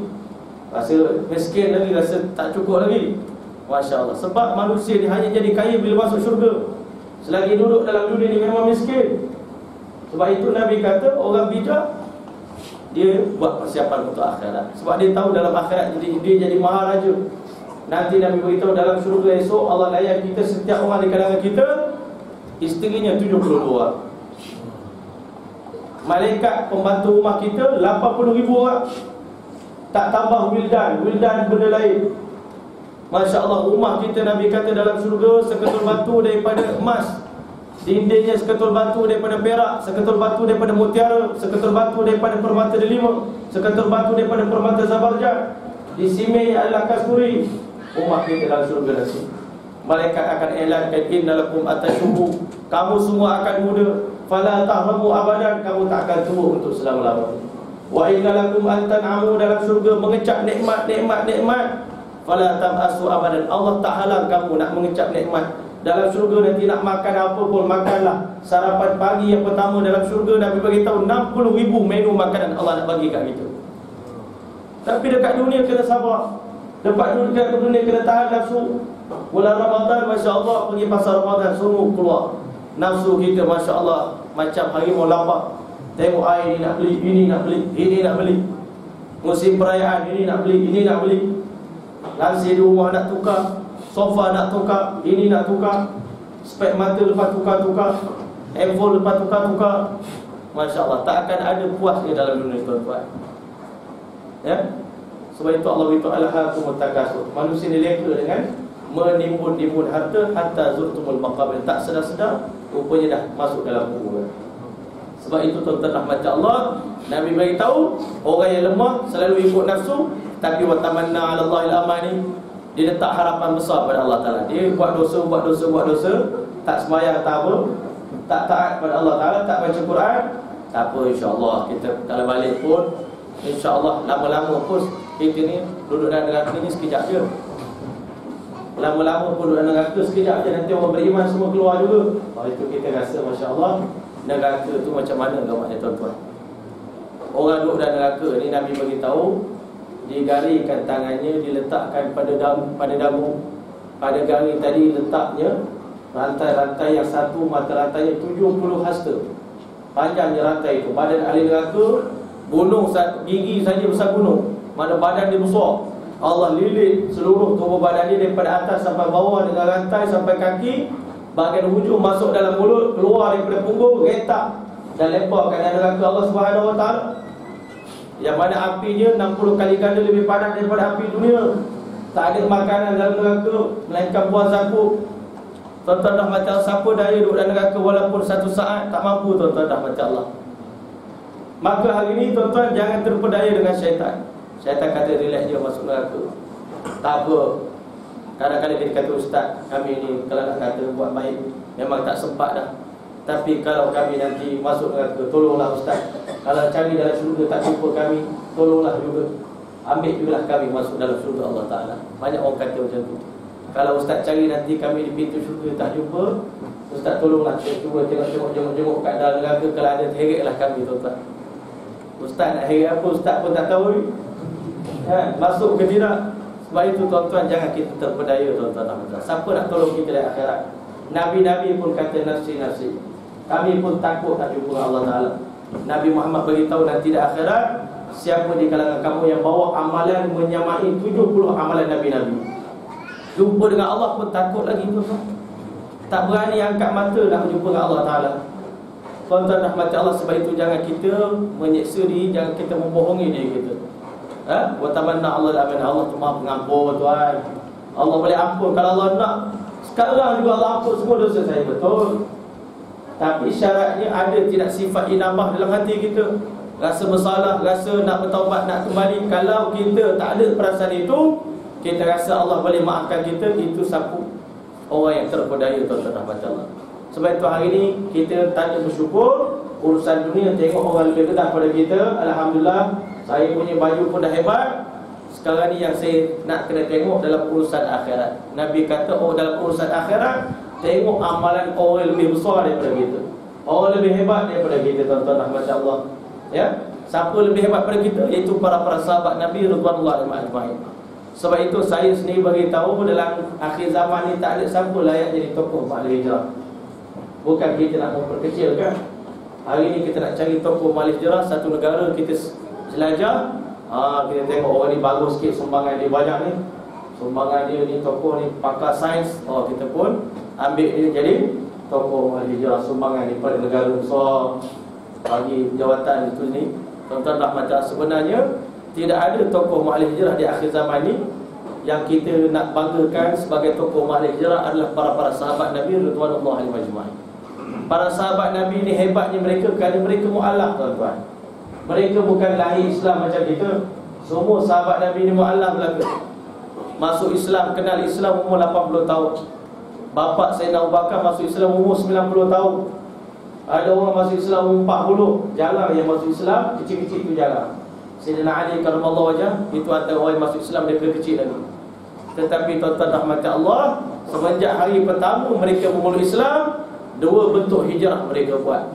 Yang pertama, mereka ubah perangai mereka, tuan-tuan, akhlak mereka, kepribadian mereka. Daripada satu orang menjadi pembunuh-pembunuh, bertukar jadi orang yang sangat kasih dan sayang kepada makhluk-makhluk Allah Subhanahu Wa Taala. Dulu mereka memusuhi orang kata kebenaran sebelum Islam. Setelah berhijrah jadi orang yang cinta kepada kebenaran. Sebelum beriman pada Rasulullah orang yang paling kami benci, Madinah paling kami benci. Tetapi setelah berhijrah, Madinah dan baginda SAW lebih kami cinta daripada sesiapa pun dalam dunia ini. Tuan-tuan rahmat Allah, para sahabat Nabi sering kali bagi tahu, sebelum Islam kunna na'budul hajar, kami sembah batu, wa na'kulul jifah, kami makan bangkai sebelum Islam. Tetapi dengan berkat kedatangan Rasulullah SAW, allamana Rasulullah SAW kulla syai', Nabi kami ajar kami semua benda, hatta al-khara'ah, sehingga nak buang air besar, buang air kecil pun Nabi ajar kami. Nabi didik kami, asyaratu minal fitrah, 10 perkara termasuk dalam urusan fitrah. Dulu sahabat Nabi tak potong kuku. Semenjak Nabi ajar, tiap-tiap hari Jumaat potong kuku. Dulu kami tak reti misai ni kena potong, kena nipiskan. Semenjak Islam datang, Nabi ajar, misai kami tipiskan. Dulu sebelum Islam kami tak reti simpan janggut. Tetapi setelah masuk Islam, kami belajar simpan janggut untuk memuliakan Nabi kami Muhammad SAW. Dulu kami tak potong bulu ketiak sebelum Islam. Maka setelah masuk Islam kami potong bulu hari-hari, bulu ketiak. Dulu kami tak gosok gigi pun sebelum kedatangan Rasulullah. Para sahabat Nabi tidur malam tak gosok gigi, tidur dengan bini baru lepas minum arak. Kadang-kadang kita pun minta maaf, saya terpaksa cakap, lepas isap rokok kita berjumpa dengan isteri kita. Kadang-kadang isap rokok tak basuh mulut, jumpa dengan Allah Ta'ala angkat takbir. Sedangkan Nabi tak pernah ajar begitu. Nabi bagi tahu, man akala tauman aw basalan, siapa baru lepas makan bawang putih, bawang merah. Kita ni dekat restoran mamak, baru lepas makan tobiang, makan bawang, makan apa, masuk dalam masjid tak gosok gigi, mulut berbau lagi, angkat takbir. Nabi kata siapa makan bawang putih, bawang merah, fala yaqrubanna musallana, jangan datang dekat dengan masjid kami ni selagi tak hilang bau busuk mulut. Fa innal malaikata ta'dza mimma ta'dza bil insan, malaikat terseksa dengan terseksanya benda yang terseksa orang oleh manusia-manusia biasa. Kalau kita sembahyang, sebelah kawan sebelah terseksa dengan bau mulut kita, berarti kita berdosa, tuan-tuan rahmat Allah. Malaikat pun terseksa. Sebab itu kita kena jaga benda fitrah, tuan-tuan. Basuh gigi, gosok gigi, benda yang paling penting. Nabi SAW bila ditanya apakah amalan pertama Rasulullah buat bila masuk rumah, isteri Nabi jawab, suami kami akan mulakan amalan yang pertama dengan bersuh gigi, tuan-tuan, gosok gigi. Nak jumpa isteri, nak jumpa anak. Satu hari Nabi balik, tuan-tuan, rumah dia, maka Sayyidatina Aisyah radhiyallahu anha kata, mali asyumu raihatal maghafir, mengapa saya cium bau busuk sangat ni, madu maghafir, maka madu pun. Isteri Nabi kata bau busuk. Akhirnya Nabi SAW kerana kesian kat bini ni, Nabi bersumpah mulai daripada hari ni sampai mati kekal tak akan lagi minum madu maghafir lagi dah. Begitu sekali hebatnya Rasulullah SAW. Takut bau mulut mengganggu. Kita hari ni macam-macam, bau mulut dah satu hal, bau ketiak dah satu hal, balik rumah busuk. Masya Allah, balik tu duduk dengan anak bini. Nabi Muhammad selagi tak bersih diri dia betul-betul, Selagi itu tak datang dekat dengan anak, tak datang dengan cucu, tak datang dekat dengan isteri. Tuan-tuan nak kata ini hijrah para sahabat Nabi Ridwanullah alaihi. Mereka hijrah, perangai mereka berubah daripada perangai ahli neraka berubah jadi perangai ahli syurga. Sehingga para sahabat Nabi sebelum meninggal dunia, Nabi boleh tunjuk sebentar nanti ahli syurga akan masuk daripada pintu ni. Semua sahabat Nabi semua perhati. Kami yang paling kami nak kenal bukan datuk-datuk, bukan tan-sri dalam dunia. Kami nak kenal siapa ahli syurga. Kalau kami dapat tahu dia ahli syurga, kami akan kaji selidik apa secret resepi yang ada pada dia, yang menyebabkan dia ini terpilih jadi calon ahli syurga. Kami nak amalkan apa yang dia buat. Satu orang sahabat masuk dalam masjid. Nabi kata dia ini adalah calon ahli syurga. Sahabat tadi tak tahu dia pun sembahyang. Balik sembahyang, satu orang sahabat datang ikut. Saya dah tumpang di rumah tuan, boleh malam? Boleh, tak ada masalah. Pertama saya layan 3 hari 3 malam. Saya sebenarnya bergaduh dengan ayah saya tadi. Jadi ayah saya halau pada rumah. Saya malam tak tempat tidur rumah saya. Malam pertama tidur, malam kedua tidur, malam ketiga saya minta izin nak balik. Tapi sebenarnya saya nak tanya kepada kamu, betul ke kamu ni bergaduh dengan ayah sampai 3 hari tak balik? Sebenarnya saya minta maaf pada tuan. Saya 3 hari 3 malam datang tidur rumah tuan ni, nak cek apa amalan istimewa yang tuan buat di malam hari. Kod-kod ada amalan tu saya boleh tiru, saya nak jadi ahli syurga macam kamu. Sebab saya dengar Rasulullah kata kamu ahli syurga. Sahabat tadi pun padang dia, apa amalan istimewa saya? Rasa tak ada apa pun yang istimewa, biasa je. Cuma dia kata sebelum tidur tiap-tiap malam saya maafkan semua kesilapan orang terhadap diri saya. Maka kerana itu mungkin boleh jadi amalan itulah yang menyebabkan Allah pilih saya jadi calon ahli syurga. Bila dia beritahu sebenarnya itulah sebenarnya amalan yang dia buat tiap-tiap malam yang orang lain tak buat, menyebabkan Allah pilih dia menjadi calon ahli syurga, tuan-tuan. Yang pada hari ini kita pun nak belajar benda ni. Nabi beritahu kepada Anas bin Malik radhiyallahu anhu, ya gulam, wahai anak kesayanganku, in qadarta an tusbiha, kalau kamu mampu setiap hari kamu berpagi, wa tumsi, dan kamu berpetang, walaysa fi qalbika ghishun ala ahadin, sedangkan hati kamu tak ada menaruh benci pada sesiapa pun dalam dunia ni. Orang kafir pun kita tak benci, orang kafir pun kita sayang, orang munafik pun kita sayang, orang berdosa pun kita sayang, orang taat pun kita sayang, ulama pun kita sayang. Ini sifat Rasulullah. Nabi orang munafik pun Nabi sayang, tuan-tuan rahmat Allah. Ketua munafikin meninggal dunia, Abdullah bin Ubay bin Salul meninggal dunia. Maka akhirnya anak dia datang beritahu kepada Rasulullah SAW, ayah saya dah meninggal ya Rasulullah. Nabi tanggal baju dia, pakaikan baju aku kepada ayah kamu supaya mudah-mudahan Allah Ta'ala tidak azab dia. Allah Ta'ala tidak azab dia. Kerana dulu pernah satu masa Sayyidina Abbas, bapa saudara aku memerlukan baju, bapa kamu bagi baju kepada bapa saudara aku, mudah-mudahan dengan baju aku ni Allah Ta'ala selamatkan dia daripada api neraka Allah Subhanahu Wa Ta'ala. Itu orang munafik, tuan-tuan. Akhirnya bila meninggalnya Ubay bin Salul, tuan-tuan, apa yang berlaku? Nabi Muhammad SAW berazam nak sembahyangkan jenazah dia. Maka akhirnya Allah Subhanahu Wa Ta'ala beritahu dalam Quran, Nabi kata aku nak istighfar pada Allah, biar Allah ampun dosa dia pun masuk syurga juga. Maka di kali itu Allah tegur Nabi SAW, istaghfir lahum aw la tastaghfir lahum. Kamu istighfar untuk dia ke wahai Muhammad kekasih aku, ataupun kamu tak nak istighfar? Kalau kamu sebagai kekasih aku pun istighfar kepada dia 70 kali pun, aku tak akan ampunkan dosa si munafik ini, kerana dosa dia terlalu besar. Nabi kata kalau 70 kali Allah tak maaf, saya nak buat lebih daripada 70 kali. Maka akhirnya Nabi berazam nak buat 70 kali. Akhirnya kata Sayyidina Umar, cukuplah wahai Rasulullah, cukuplah wahai Rasulullah. Allah dah beritahu 70 kali tak akan dimaafkan. Berarti banyak mana pun kalau Rasulullah beristighfar, maka selagi itu Allah Ta'ala tak akan maafkan. Nabi kata memanglah, aku tahu, aku lebih faham Al-Quran daripada kamu wahai Umar. Tetapi apa yang menyebabkan aku nak istighfar juga untuk si munafik ini? Kerana dia adalah umat aku. Aku tak nak dimasukkan neraka Allah Subhanahu Wa Ta'ala. Ini sunnah Rasulullah, tuan-tuan. Kita siapa nak benci siapa-siapa dalam dunia ni? Kita siapa ahli syurga ke kita? Kita dah confirm ke kita mati dengan kalimah la ilaha illallah di bibir kita? Tetapi hari ini, tuan-tuan, dalam hati kita banyak benci pada orang Orang kafir pun tak apalah, tapi orang Islam pun dengan keluarga kita, dengan jiran kita, dengan kawan kita, dengan itu banyak kebencian dalam hati kita.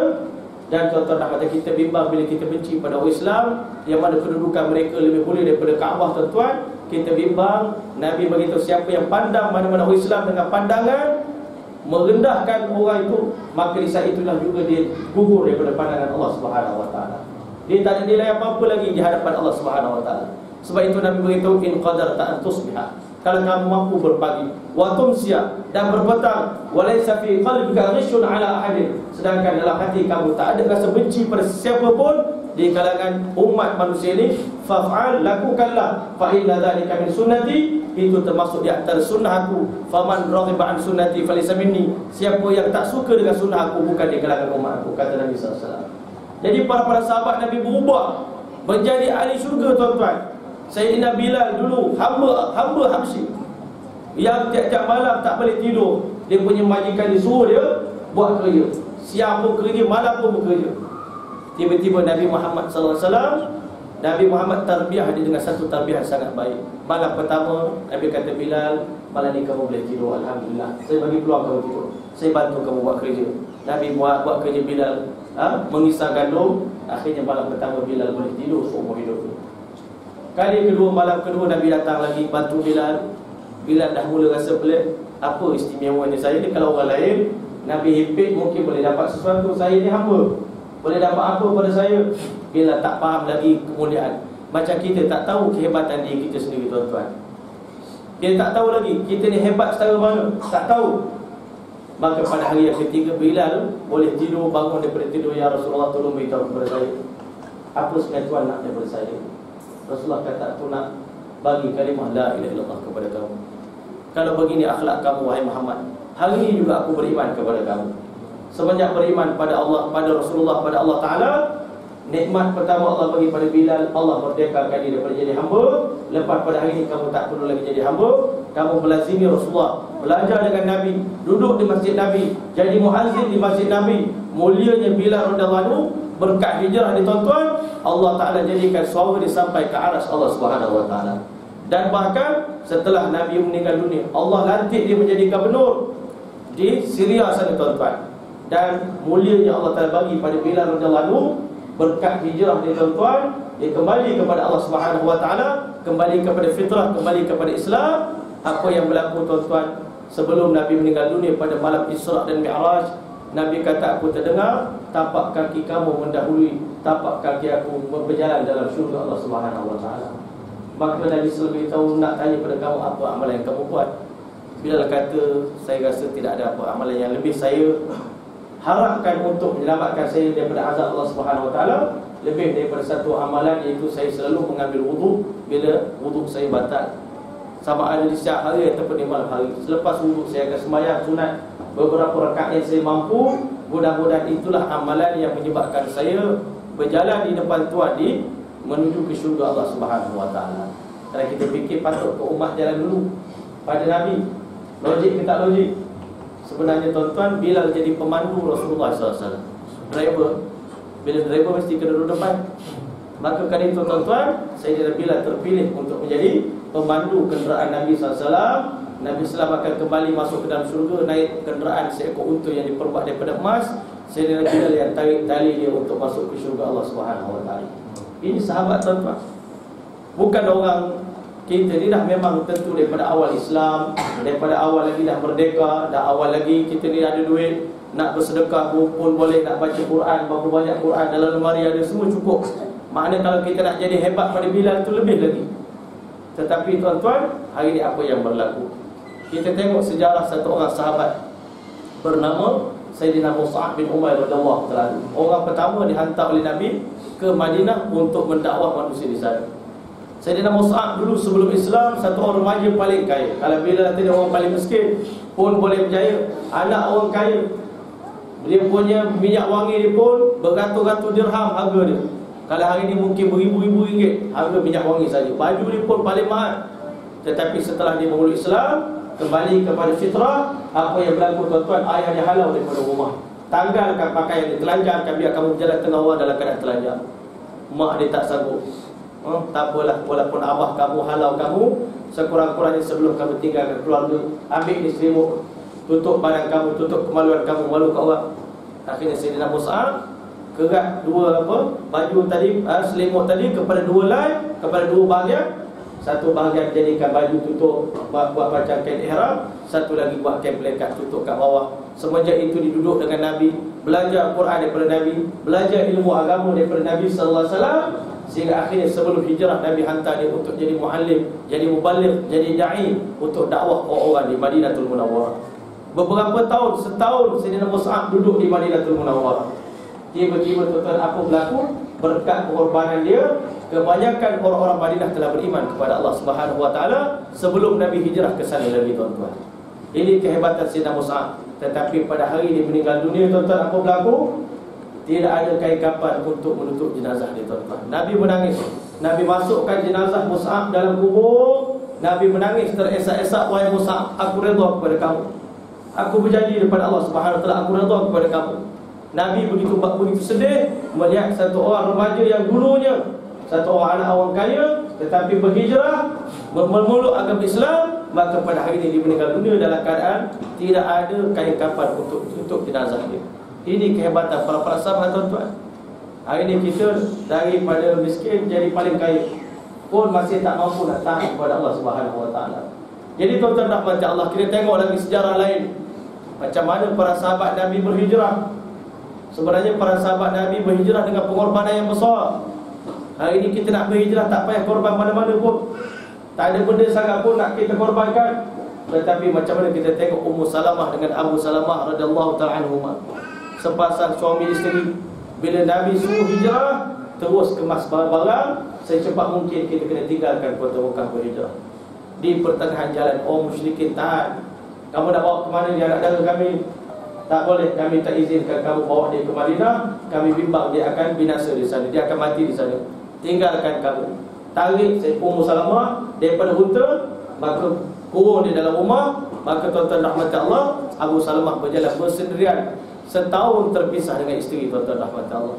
Tiap-tiap hari dalam riwayat mengatakan Ummu Salamah akan keluar waktu pagi, menangis daripada terbit matahari sampai terbenam matahari, menangis sepanjang 1 tahun. Pengorbanan yang mereka lakukan, suami isteri dipisahkan semata-mata kerana agama Allah, kerana Islam, tuan-tuan rahmat Allah.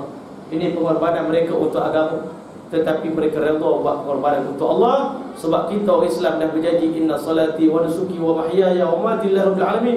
Hidup mati kami untuk Allah, untuk agama Allah. Hari ini pengorbanan untuk diri sendiri dah bertahun-tahun kita buat. Pengorbanan untuk agama Allah kita belum buat.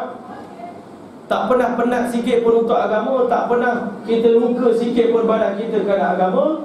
Dan duit kita tak ada pun banyak sangat untuk agama kita habiskan. Untuk beli kereta kita beribu-ribu, rasa murah lagi kereta saya 120,000 harga ni kereta Ustaz, murah lagi. Tapi kita nak bersedekah untuk masjid, nak bagi sumbangan pada anak-anak yatim, pada madrasah-madrasah tahfiz, 1,000 rasa banyak dah. 5,000 lagi banyak, 10,000 Masya Allah. Tak mungkin kita buat. Inilah perkara yang kita nak sama-sama. Kita muhasabah diri kita. Dan para sahabat Nabi berhijrah meninggalkan segala benda yang tidak elok dalam diri mereka. Sahabat Nabi ni dulu bukan sekadar minum arak biasa. Mereka ni ketagih minum arak, berbangga-bangga minum arak. Tapi boleh tinggal. Kita hari ni rokok pun tak boleh tinggal. Para sahabat Nabi ni tegar, minum arak tegar. Tapi hari ni turun ayat kata haram arak. Dikatakan di dalam kota Madinah waktu itu penuh dengan jalan-jalan ini dengan bau busuk daripada arak. Tempayan-tempayan arak dipecahkan oleh para sahabat. Adakah kita rasa sahabat itu sahabat? Kita bukan sahabat. Masya Allah. Jadi sahabat Nabi siapa? Bukan Nabi juga, bukan maksud. Tuan-tuan rahmat Allah, sahabat Nabi dulu kaki penzina. Isteri masing-masing ada 180 orang. Bila Allah kata isteri hanya boleh 4 saja, tinggal ceraikan 96 isteri, tinggal 4 saja. Sebab itu hari ni orang dulu memang di isteri daripada banyak nak kurangkan. Itulah sebab tu jadi Allah Ta'ala suruh nikah 4. Itu dah kira dah pengorbanan besar tu. Daripada 100 orang, ceraikan 96, tinggal 4. Jadi bukanlah kita ini daripada 1 nak suruh tambah jadi 4, walaupun benda itu sunnah. Tuan-tuan rahmat Allah sekalian, itulah keadaan yang berlaku pada para sahabat. Dulu mereka ni ketagih buat dosa, tetapi Masya Allah setelah memeluk Islam, beriman pada Allah, tauhid kepada Allah Ta'ala, tidak ada benda yang lebih mereka cinta daripada berkorban untuk agama Allah Subhanahu Wa Ta'ala. Jadi tuan-tuan rahmat Allah sekalian, ini keadaan para sahabat. Dan lebih besar lagi hijrah Nabi kita Muhammad SAW. Kalau orang lain semua ikut jalan biasa, Nabi Muhammad ikut jalan yang paling susah untuk sampai ke Madinatul Munawwarah. Nabi Muhammad keluar daripada rumah Abu Bakar di malam hari, tak berjalan tak pakai kasut tuan-tuan, menunjukkan kaki, menjinjikkan kaki, luka kaki Nabi sallallahu alaihi wasallam, batu yang tajam-tajam, tinggalkan kota Mekah berlindangan air mata, berjalan 2-3 langkah pandang ke Kaabah, berjalan 2-3 langkah pandang kota Mekah. Nabi SAW beritahu, wahai Mekah, ma atyabaki, alangkah eloknya engkau, wa ma atyabari haki, alangkah harumnya baumu wahai kota Mekah. Laula anna qaumi akhrajuni, kalaulah bukan sebab aku dihalau, diusir oleh kaum aku, lama kharajtu minki abadan, aku tak pernah berniat nak tinggalkan kamu untuk selama-lamanya, kata Rasulullah. Berat hati Nabi Muhammad. Para sahabat Nabi bila dah berhijrah ke kota Madinah, selalu beritahu Rasulullah, ya Rasulullah, kami tak larat duduk di Madinah ni. Udara kat sini Masya Allah, indeks pencemaran udara ni tinggi sangat. Kami nak lagi nak balik semula ke Mekah. Sini banyak penyakit macam-macam, demam malaria, demam itu, demam ini. Sayyidina Bilal sentiasa beringus, Sayyidina Abu Bakar pun selalu demam-demam, minta izin ya Rasulullah, tolonglah. Maka akhirnya Nabi SAW berdoa pada Allah, Allahumma ahbabtana Madinah kama ahbabtana Makkah. Ya Allah, letakkan dalam hati kami cinta kepada Madinah sebagaimana sebelum ini kami sayang kepada kota Mekah. Yang kedua, Allah pindahkan musibah-musibah ini, balik ini ke tempat lain. Allah Ta'ala beri kemuliaan kepada mereka. Berkat hijrah yang mereka buat tuan-tuan, Allah ubah suasana sebenarnya. Hari ini kita nak ubah suasana, tapi kita tak nak berhijrah. Sahabat Nabi, mereka berhijrah, Allah ubah suasana. Dulu kalau dalam ulama beritahu, negara paling mundur, paling hina sekali negara, Madinatul Munawwarah. Tempat yang dinamakan sebagai Yasrib, tempat yang paling kotor sekali. Orang Arab dulu kalau nak pergi ke Syam, pergi ke Syria, mereka singgah di Madinah, Madinah ni untuk buai besar, buai kecil, tinggal sampah, tinggal najis dekat situ, lepas tu pergi. Kalau berkenalan dengan orang Madinah, anta min wain syekh? Ana Yathribi, saya orang Madinah. Malu nak beritahu saya orang Madinah, sebab orang Arab menganggap orang Madinah ni bangsa paling buruk sekali. Orang Mekah kata kami okey lagi, kami perang cuma 40 tahun. Orang Madinah perang 120 tahun, berat daripada tu. Banyak dah orang mati perang saudara Aws dan Khazraj. Tetapi tuan-tuan rahmat Allah, berkat mereka berhijrah, mereka ubah diri mereka, mereka buat pengorbanan untuk agama. Orang yang dah lama Islam macam Muhajirin pun buat pengorbanan untuk agama. Orang yang baru masuk Islam macam orang Ansar pun sokong. Orang buat kerja agama ni sokong. Orang buat dakwah kita sokong. Orang buat kebaikan kita sokong. Orang buat kerja apa pun, ketaatan pada Allah kita sokong. Yang kita tak sokong, orang ajak buat maksiat. Tuan-tuan rahmat Allah, para sahabat Nabi bantu agama Allah Subhanahu Wa Taala, sehingga akhirnya Allah ubah negara Madinah menjadi negara yang paling makmur. Sehingga tuan-tuan rahmat Allah, tidak ada udara yang terbaik dalam dunia lebih daripada udara Madinatul Munawwarah. Siapa yang hirup udara Madinah tuan-tuan, dia bukan sekadar menghirup udara yang segar, tapi menghirup keberkatan Madinatul Munawwarah, keberkatan Nabi sallallahu alaihi wasallam. Sehingga mulianya Madinah ni tuan-tuan, Imam Malik seumur hidup tak pernah dia berjalan kaki dengan pakai selipar dalam Madinah. Segan nak pindah tapak kaki Nabi sallallahu alaihi wasallam. Imam Malik begitu mulia sekali kepada Madinah, tiap-tiap kali nak buang besar, buang kecil, keluar daripada Madinah, buang kat luar. Tak nak buang najis dalam Madinatul Munawwarah. Ini perubahan yang Allah Ta'ala bagi pada Madinah. Dulu tamar Madinah, tamar paling buruk, tak laku kalau jual. Sekarang ni tuan-tuan pergi ke Mekah, pergi ke Umrah, tamar mana, kurma mana paling mahal. Madu pun rupanya madu paling mahal, madu Madinah tuan-tuan. Kita pergi dekat Hotel Safwa tu, madu Yaman baru 500 riyal sekilo. Madu Madinah 600 riyal, tambah 100 sebab berkat tuan-tuan rahmat Allah. Allah telah tumbuhkan tamar yang tak pernah tumbuh di tempat lain, tamar ajwa.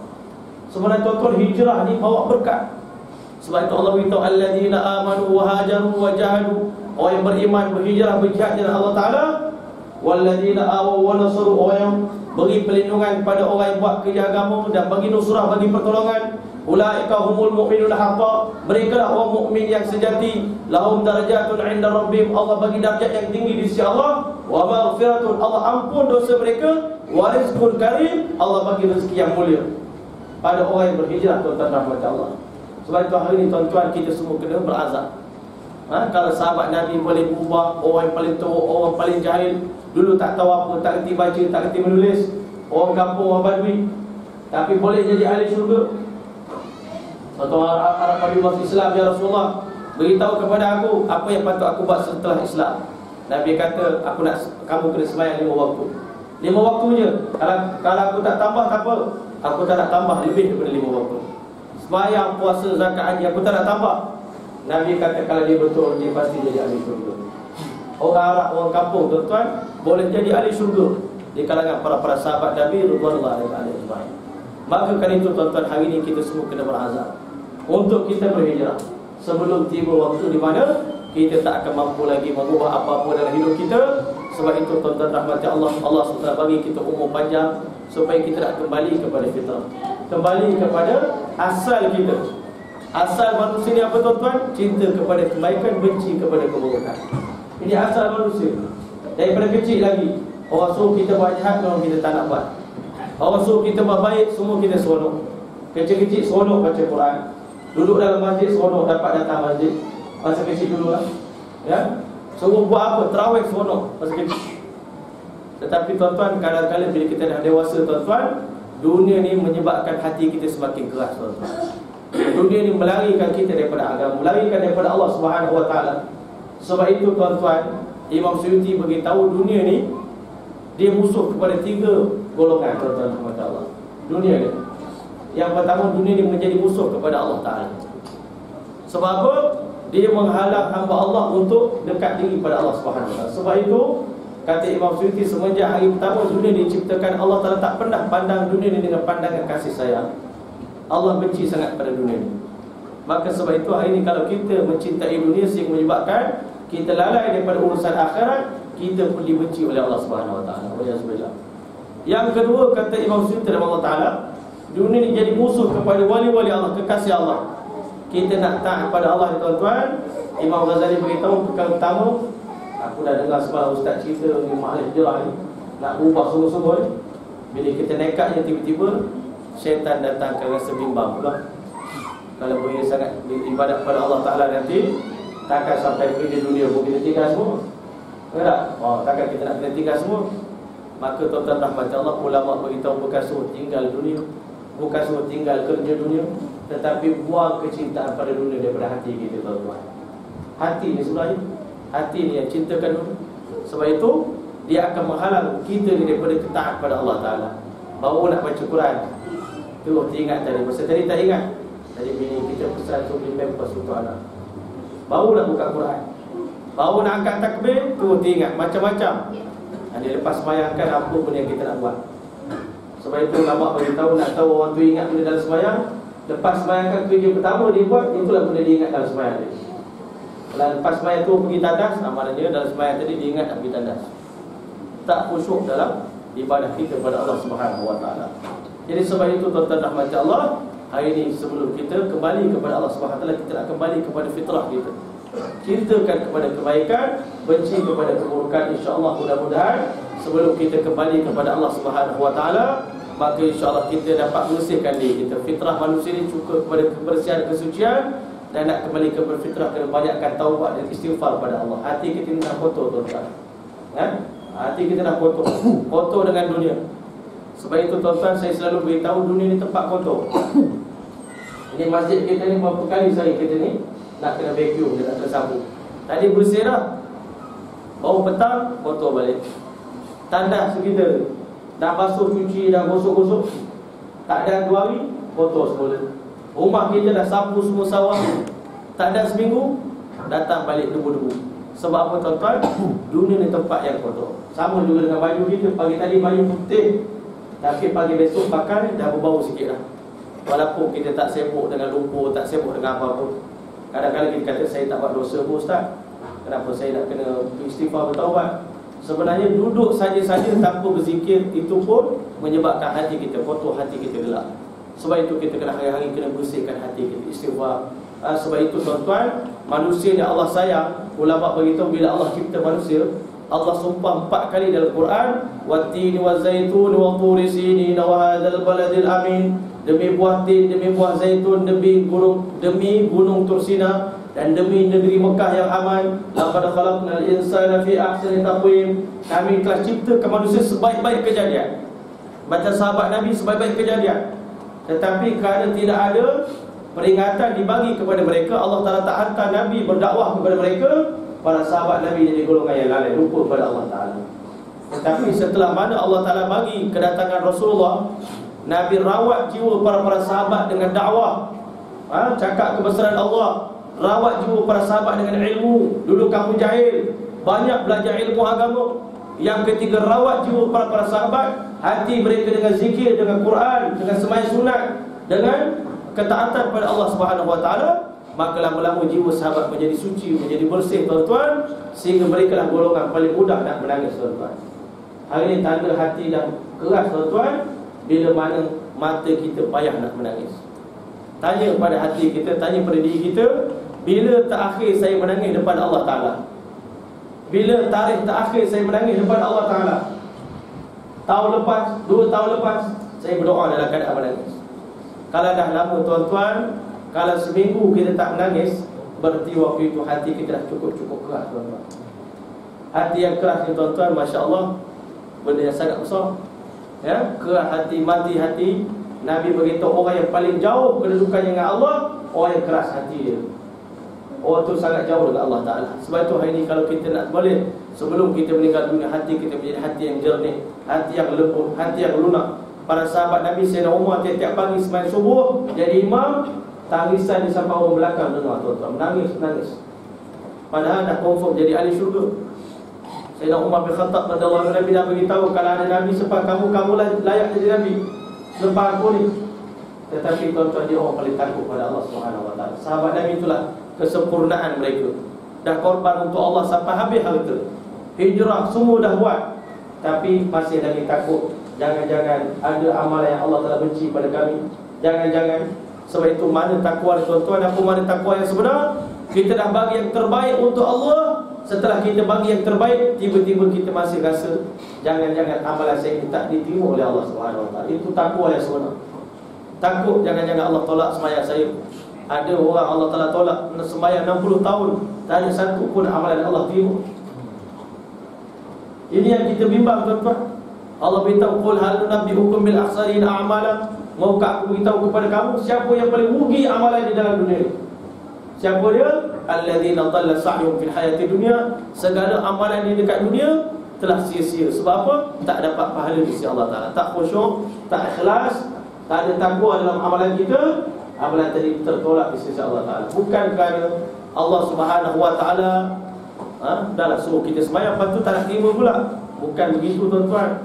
Sebab Nabi beritahu, Inna Allah Ta'ala tayyibun la yaqbalu illa tayyiban. Allah itu zat yang maha sempurna, dia tak nak terima benda cacat, tuan-tuan. Kita hari ni pun tak suka benda cacat. Kalau pergi kedai second, kita beli handphone, kalau sana sini, luka sana handphone tu, bercala sana, bercala sini, kita nak beli ke tidak? Nak beli dengan harga mahal ke harga murah? Adalah bercala balok. Lepas tu nak jual harga RM2,500 pula. Siapa nak beli handphone? Kualiti tak ada. Kalau kita manusia pun tak suka pada benda bercala-cala, Allah Subhanahu Wa Ta'ala sebenarnya ibadat kita ni tak ada satu pun layak untuk diterima oleh Allah Ta'ala.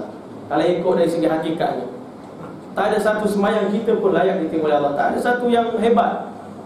Cuma selaku Allah Ta'ala yang maha sempurna, dia nak tengok siapa yang berusaha menjadi yang terbaik setakat yang kita mampu. Setakat yang kita mampu, kita dah usaha, dah buat dah. Khusyuk ni dah cuba dah. Dah cuba train dah. Ulama beritahu nak dapat khusyuk ni bawa 5 perkara dalam sembahyang kita. Ya. Yang pertama, yakin yang betul. Saya sembahyang, ya Allah, bukan dengan kehebatan saya, ya Allah. Bukan kerana saya ni Pak Haji, bukan kerana saya ni Pak Kiai, bukan kerana saya ni siapa-siapa. Aku ni terpilih sembahyang pada hari ini semata-mata kerana taufik hidayah daripada-Mu, ya Allah. Kalau kamu tak gerakkan, kami datang ke masjid, kami tak boleh sembahyang ini, ya Allah. Itu perasaan yang perlu ada dalam hati kita yang pertama. Yang kedua, nak dapat semayang yang diterima oleh Allah, semayang khusyuk, bawakan semua sunnah Nabi dalam semayang kita.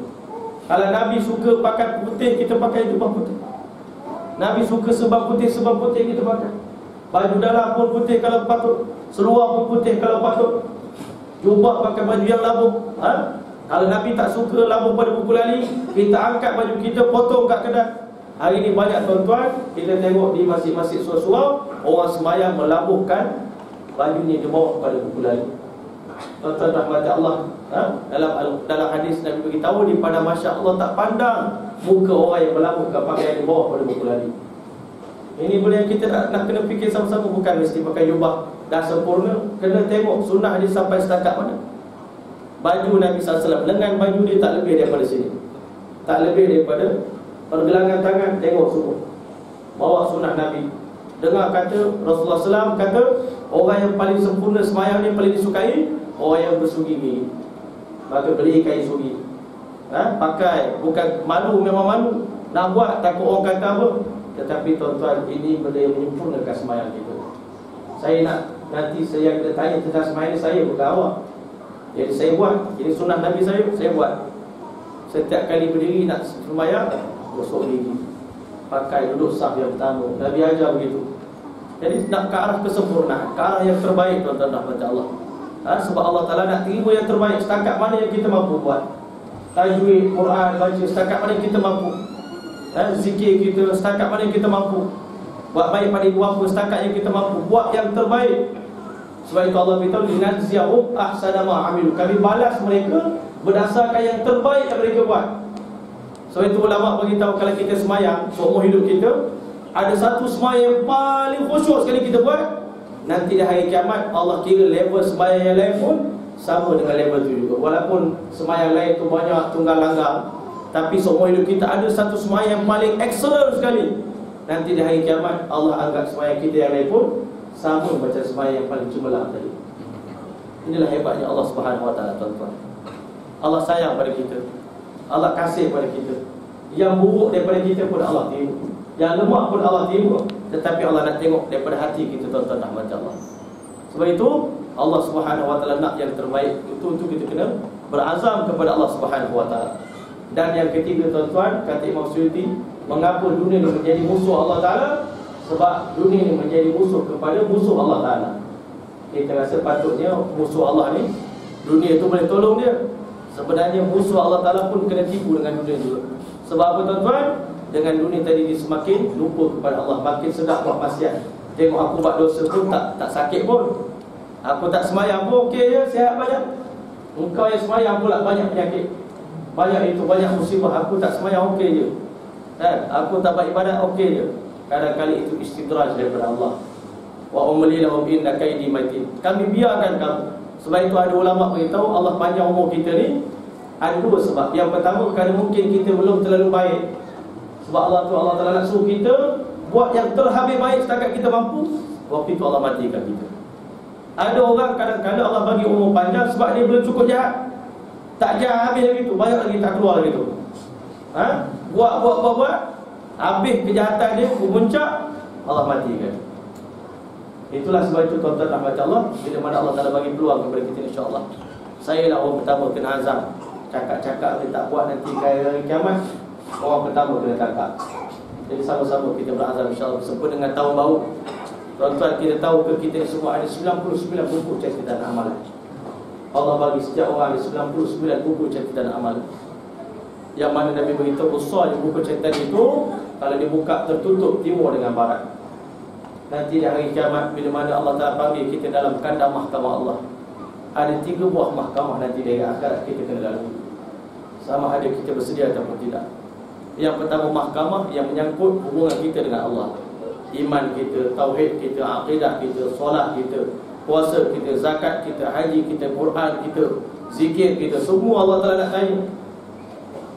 Langgar perintah Allah, semua Allah Ta'ala nak tanya. Selesai mahkamah Allah, mahkamah kedua pula, mahkamah kita dengan sesama manusia. Kita dengan kawan, dengan ibu bapa, dengan jiran, dengan orang bawah kita. Dalam sepotong hadis yang saya baca, riwayat Sayyidatina Aisyah radhiyallahu anha, Satu orang Arab Badui datang jumpa Rasulullah. Ya Rasulullah, beritahu kepada saya satu fatwa. Apa dia? Saya ni ada hamba banyak, saya di bawah saya. Hamba saya selalu cakap bohong dengan saya, selalu tipu saya, selalu khianat pada saya, dan saya selalu pukul dia orang bila dia orang tipu saya. Maka bagaimana nanti saya dengan mereka di hari kiamat? Nabi kata, seandainya kamu pukul mereka dan pukulan kamu lebih ringan daripada salah mereka, nanti di pada mahsyar itu dianggap sebagai kebaikan kamu kepada mereka. Tetapi seandainya pukulan kamu, dia kata, menyamai setimpal dengan kesilapan yang mereka buat, maka fair, sama-sama tak kena azab. Tetapi kalau pukulan kamu kepada hamba kamu melebihi daripada silap dia, nanti di hari kiamat kamu akan diazab oleh Allah Subhanahu wa taala. Sahabat tadi tiba-tiba menangis, tuan-tuan, teresak-esak. Yang jahat ni hamba, aku ni tak buat salah pun, tapi aku pukul dia orang lebih daripada kesilapan dia orang. Dia pun menangis. Akhirnya Nabi pelik tengok dia, kenapa pula dia menangis? Adakah dia tak baca dalam Al-Quran Allah beritahu wada'ul mawazin al-qist al-yawmil qiyamah, nanti di hari kiamat satu neraca yang sangat adil. Dia tak bohong-bohong ni, neraca ni timbang amalan, ikhlas tak ikhlas semua dia tahu. Neraca ni tadi, khusyuk tak khusyuk semua dia timbang. Kita hari ni tuan-tuan, ibadah yang kita buat ni, kuantitinya dipanggil hisab. Kuantiti dia nanti, sembahyang cukup ke tak cukup, 5 waktu cukup ke tak cukup, Quran cukup tak cukup, zakat cukup tak cukup, haji buat ke tidak. Itu hisab kuantiti, dia panggil hisab. Tapi hisab kualiti ni tuan-tuan, timbang sembahyang hari ni tuan-tuan, sembahyang Nabi beritahu ada orang sembahyang waktu 5 waktu, habis sembahyang ada orang Allah telah bagi pahala 10%. Ada orang dapat pahala 20%. Ada orang dapat pahala 30, ada orang dapat 40, ada orang dapat 60, 70, ada orang dapat 100%. Jangan ingat setiap kali berjemaah tu 27 belaka dapat. Tengok juga kualiti ibadah, kualiti khusyuk dia tuan-tuan. Jadi sebab itu tuan-tuan nak baca Allah, nanti di pada mahsyar mahkamah kita dengan Allah Ta'ala. Fala tuzlamu nafsun syai'an. Di hari itu tak ada siapa dizalimi oleh Allah Ta'ala. Wa in kana mithqala habatin min khardalin ataina biha wa kafa bina hasibin. Kamu buat sebesar zarah amal baik ke amal buruk, Allah Ta'ala akan hadirkan amalan itu di depan kita nanti di hari kiamat. Cukuplah kami sebagai penghisab. Sahabat Nabi kata, kalau begini ya Rasulullah, aku jadikan kamu saksi. Hari ini juga aku merdekakan semua hamba aku. Aku tak nak bermasalah dengan mereka nanti di hari kiamat. Aku merdekakan semua mereka. Semua pergi balik-balik, tak payah kerja dengan saya lagi. Saya tak nak seksa kamu lagi. Saya banyak buat silap, maafkan saya, pergi. Ini sahabat Nabi tuan-tuan. Takutnya mereka pada Allah Subhanahu wa taala. Nanti mahkamah yang ketiga tuan-tuan, kita buat nanya pada binatang-binatang. Kadang-kadang sengaja kita tengok biawak lalu tengah jalan, kan langgar je dia. Kenapa langgar biawak? Biawak. Yalah, nanti di pada mahsyar kalau biawak tu patahkan kaki kamu, boleh? Yalah, kita naik tadi pagi tadi tengah hari naik kereta dengan kawan. Nampak biawak, langgar ekor dia. Masya-Allah. Saya kata nanti di hari kiamat kalau biawak tu Allah Ta'ala bagi di tangan, patah kaki awak. Ya ke? Oh. Nanti di hari kiamat hubungan kita dengan binatang pun Allah Ta'ala akan kira tuan-tuan. Kita naya kambing, naya pada semut, naya pada katak, naya pada itu. Masa kecil dulu kan, beli muncul, nampak katak tu kekalan lupu, tembak dengan muncul dah, mati katak tu. Seronok kita happy tengok, Masya Allah, cicak ni kat ekor dia, dia pun lari, tarik balik, lari balik, tarik balik. Semua akan ditanya oleh Allah Ta'ala dan dibalas oleh Allah Ta'ala sebelum kita masuk ke dalam surga Allah Subhanahu wa taala. Inilah kita sama-sama nak muhasabah tuan-tuan. Datang tahun baru ni nak muhasabah sehingga kita kembali kepada Allah dalam keadaan selamat. Mudah-mudahan insya-Allah apa yang kita kongsikan bersama pada malam ini. Saya pun tak tahu cerita apa sebenarnya, tapi insya-Allah mudah-mudahan apa yang kita kongsikan bersama dapat kita hati, kita amalkan, sampaikan, mudah-mudahan kita terpilih menjadi di kalangan orang yang berjaya di sisi Allah Subhanahu wa taala. Mudah-mudahan tahun 1437 Hijrah adalah tahun yang paling cemerlang, yang paling banyak taat pada Allah Ta'ala, dan paling kurang kita buat maksiat. Kalau boleh tahun ini sifar maksiat. Tahun ini tak ada dosa lagi dah. Daripada mulut saya tak nak lagi cakap tentang orang, mengumpat orang saya tak mau lagi buat. Tak nak satu buruk pada orang, tak nak sebarkan keaiban orang, saya tak nak lagi dah. Sebab saya nak kembali kepada Allah dalam keadaan husnul khatimah. Yang doa ni tahun-tahun yang telah lepas ni pun saya tak tahu lagi lah. Nabi beritahu dunia salah satu ayam, kehidupan dunia cuma 3 hari. Yaumul Qarqabah, satu hari telah berlalu dalam hidup kamu. Fala yanfa'an kasyai, tak boleh buat apa-apa lagi dah. Masa telah lepas, banyak kita isi dengan lalai pada Allah Ta'ala, tak boleh buat apa-apa lagi dah. Istighfar dan taubat pada Allah Ta'ala. Hari yang kedua Nabi beritahu wa yaumun anta fi faghtanim. Hari ni hari kamu, hari ni juga malam ni juga kamu kena berpeluang. Nak baca Quran malam ni, nak berzikir malam ni, nak bersedekah malam ni, nak bertahajud malam ni, nak bertaubat pun malam ni. Jangan tunggu malam esok dah. Dan hari yang ketiga dalam hidup kamu adalah hari esok, maka kamu belum tentu dapat menggapai hari esok. Kerana itu jangan menangguh-nangguhkan amalan. Kerana itu kita bersegera. Sebab itu dalam Quran Allah minta wasari'u, cepat-cepat, segera-segera. Jangan kita menangguh-nangguhkan amalan. Dan yang terakhir sekali ini saya nak sampaikan, Nabi beritahu pesan, la yashba'al mu'min bil khair hatta yakuna muntahahu al jannah. Orang beriman tak pernah kenyang buat amal baik sehinggalah kaki dia menjejakkan kaki ke pintu syurga Allah Subhanahu wa taala. Baru berhenti berzikir, baru berhenti sembahyang, baru berhenti nak buat apa-apa pun. Mudah-mudahan Allah SWT pilih kita semua untuk menjadi insan-insan yang berjaya insya-Allah bersempena dengan tahun Maal Hijrah. Sama-sama kita memperbanyakkan selawat kepada Nabi kita Muhammad sallallahu alaihi wasallam. Mudah-mudahan Allah SWT akan menyelamatkan kita daripada masyarakat insya-Allah. Sekian dua qul qouli hadza wa astaghfirullahal azim li wa lakum wa lisa'il muslimin wal muslimat wastaghfiruhu innahu ghafurur rahim. Wassalamualaikum warahmatullahi taala wabarakatuh. A'udzu billahi minasyaitonir rajim. Bismillahirrahmanirrahim.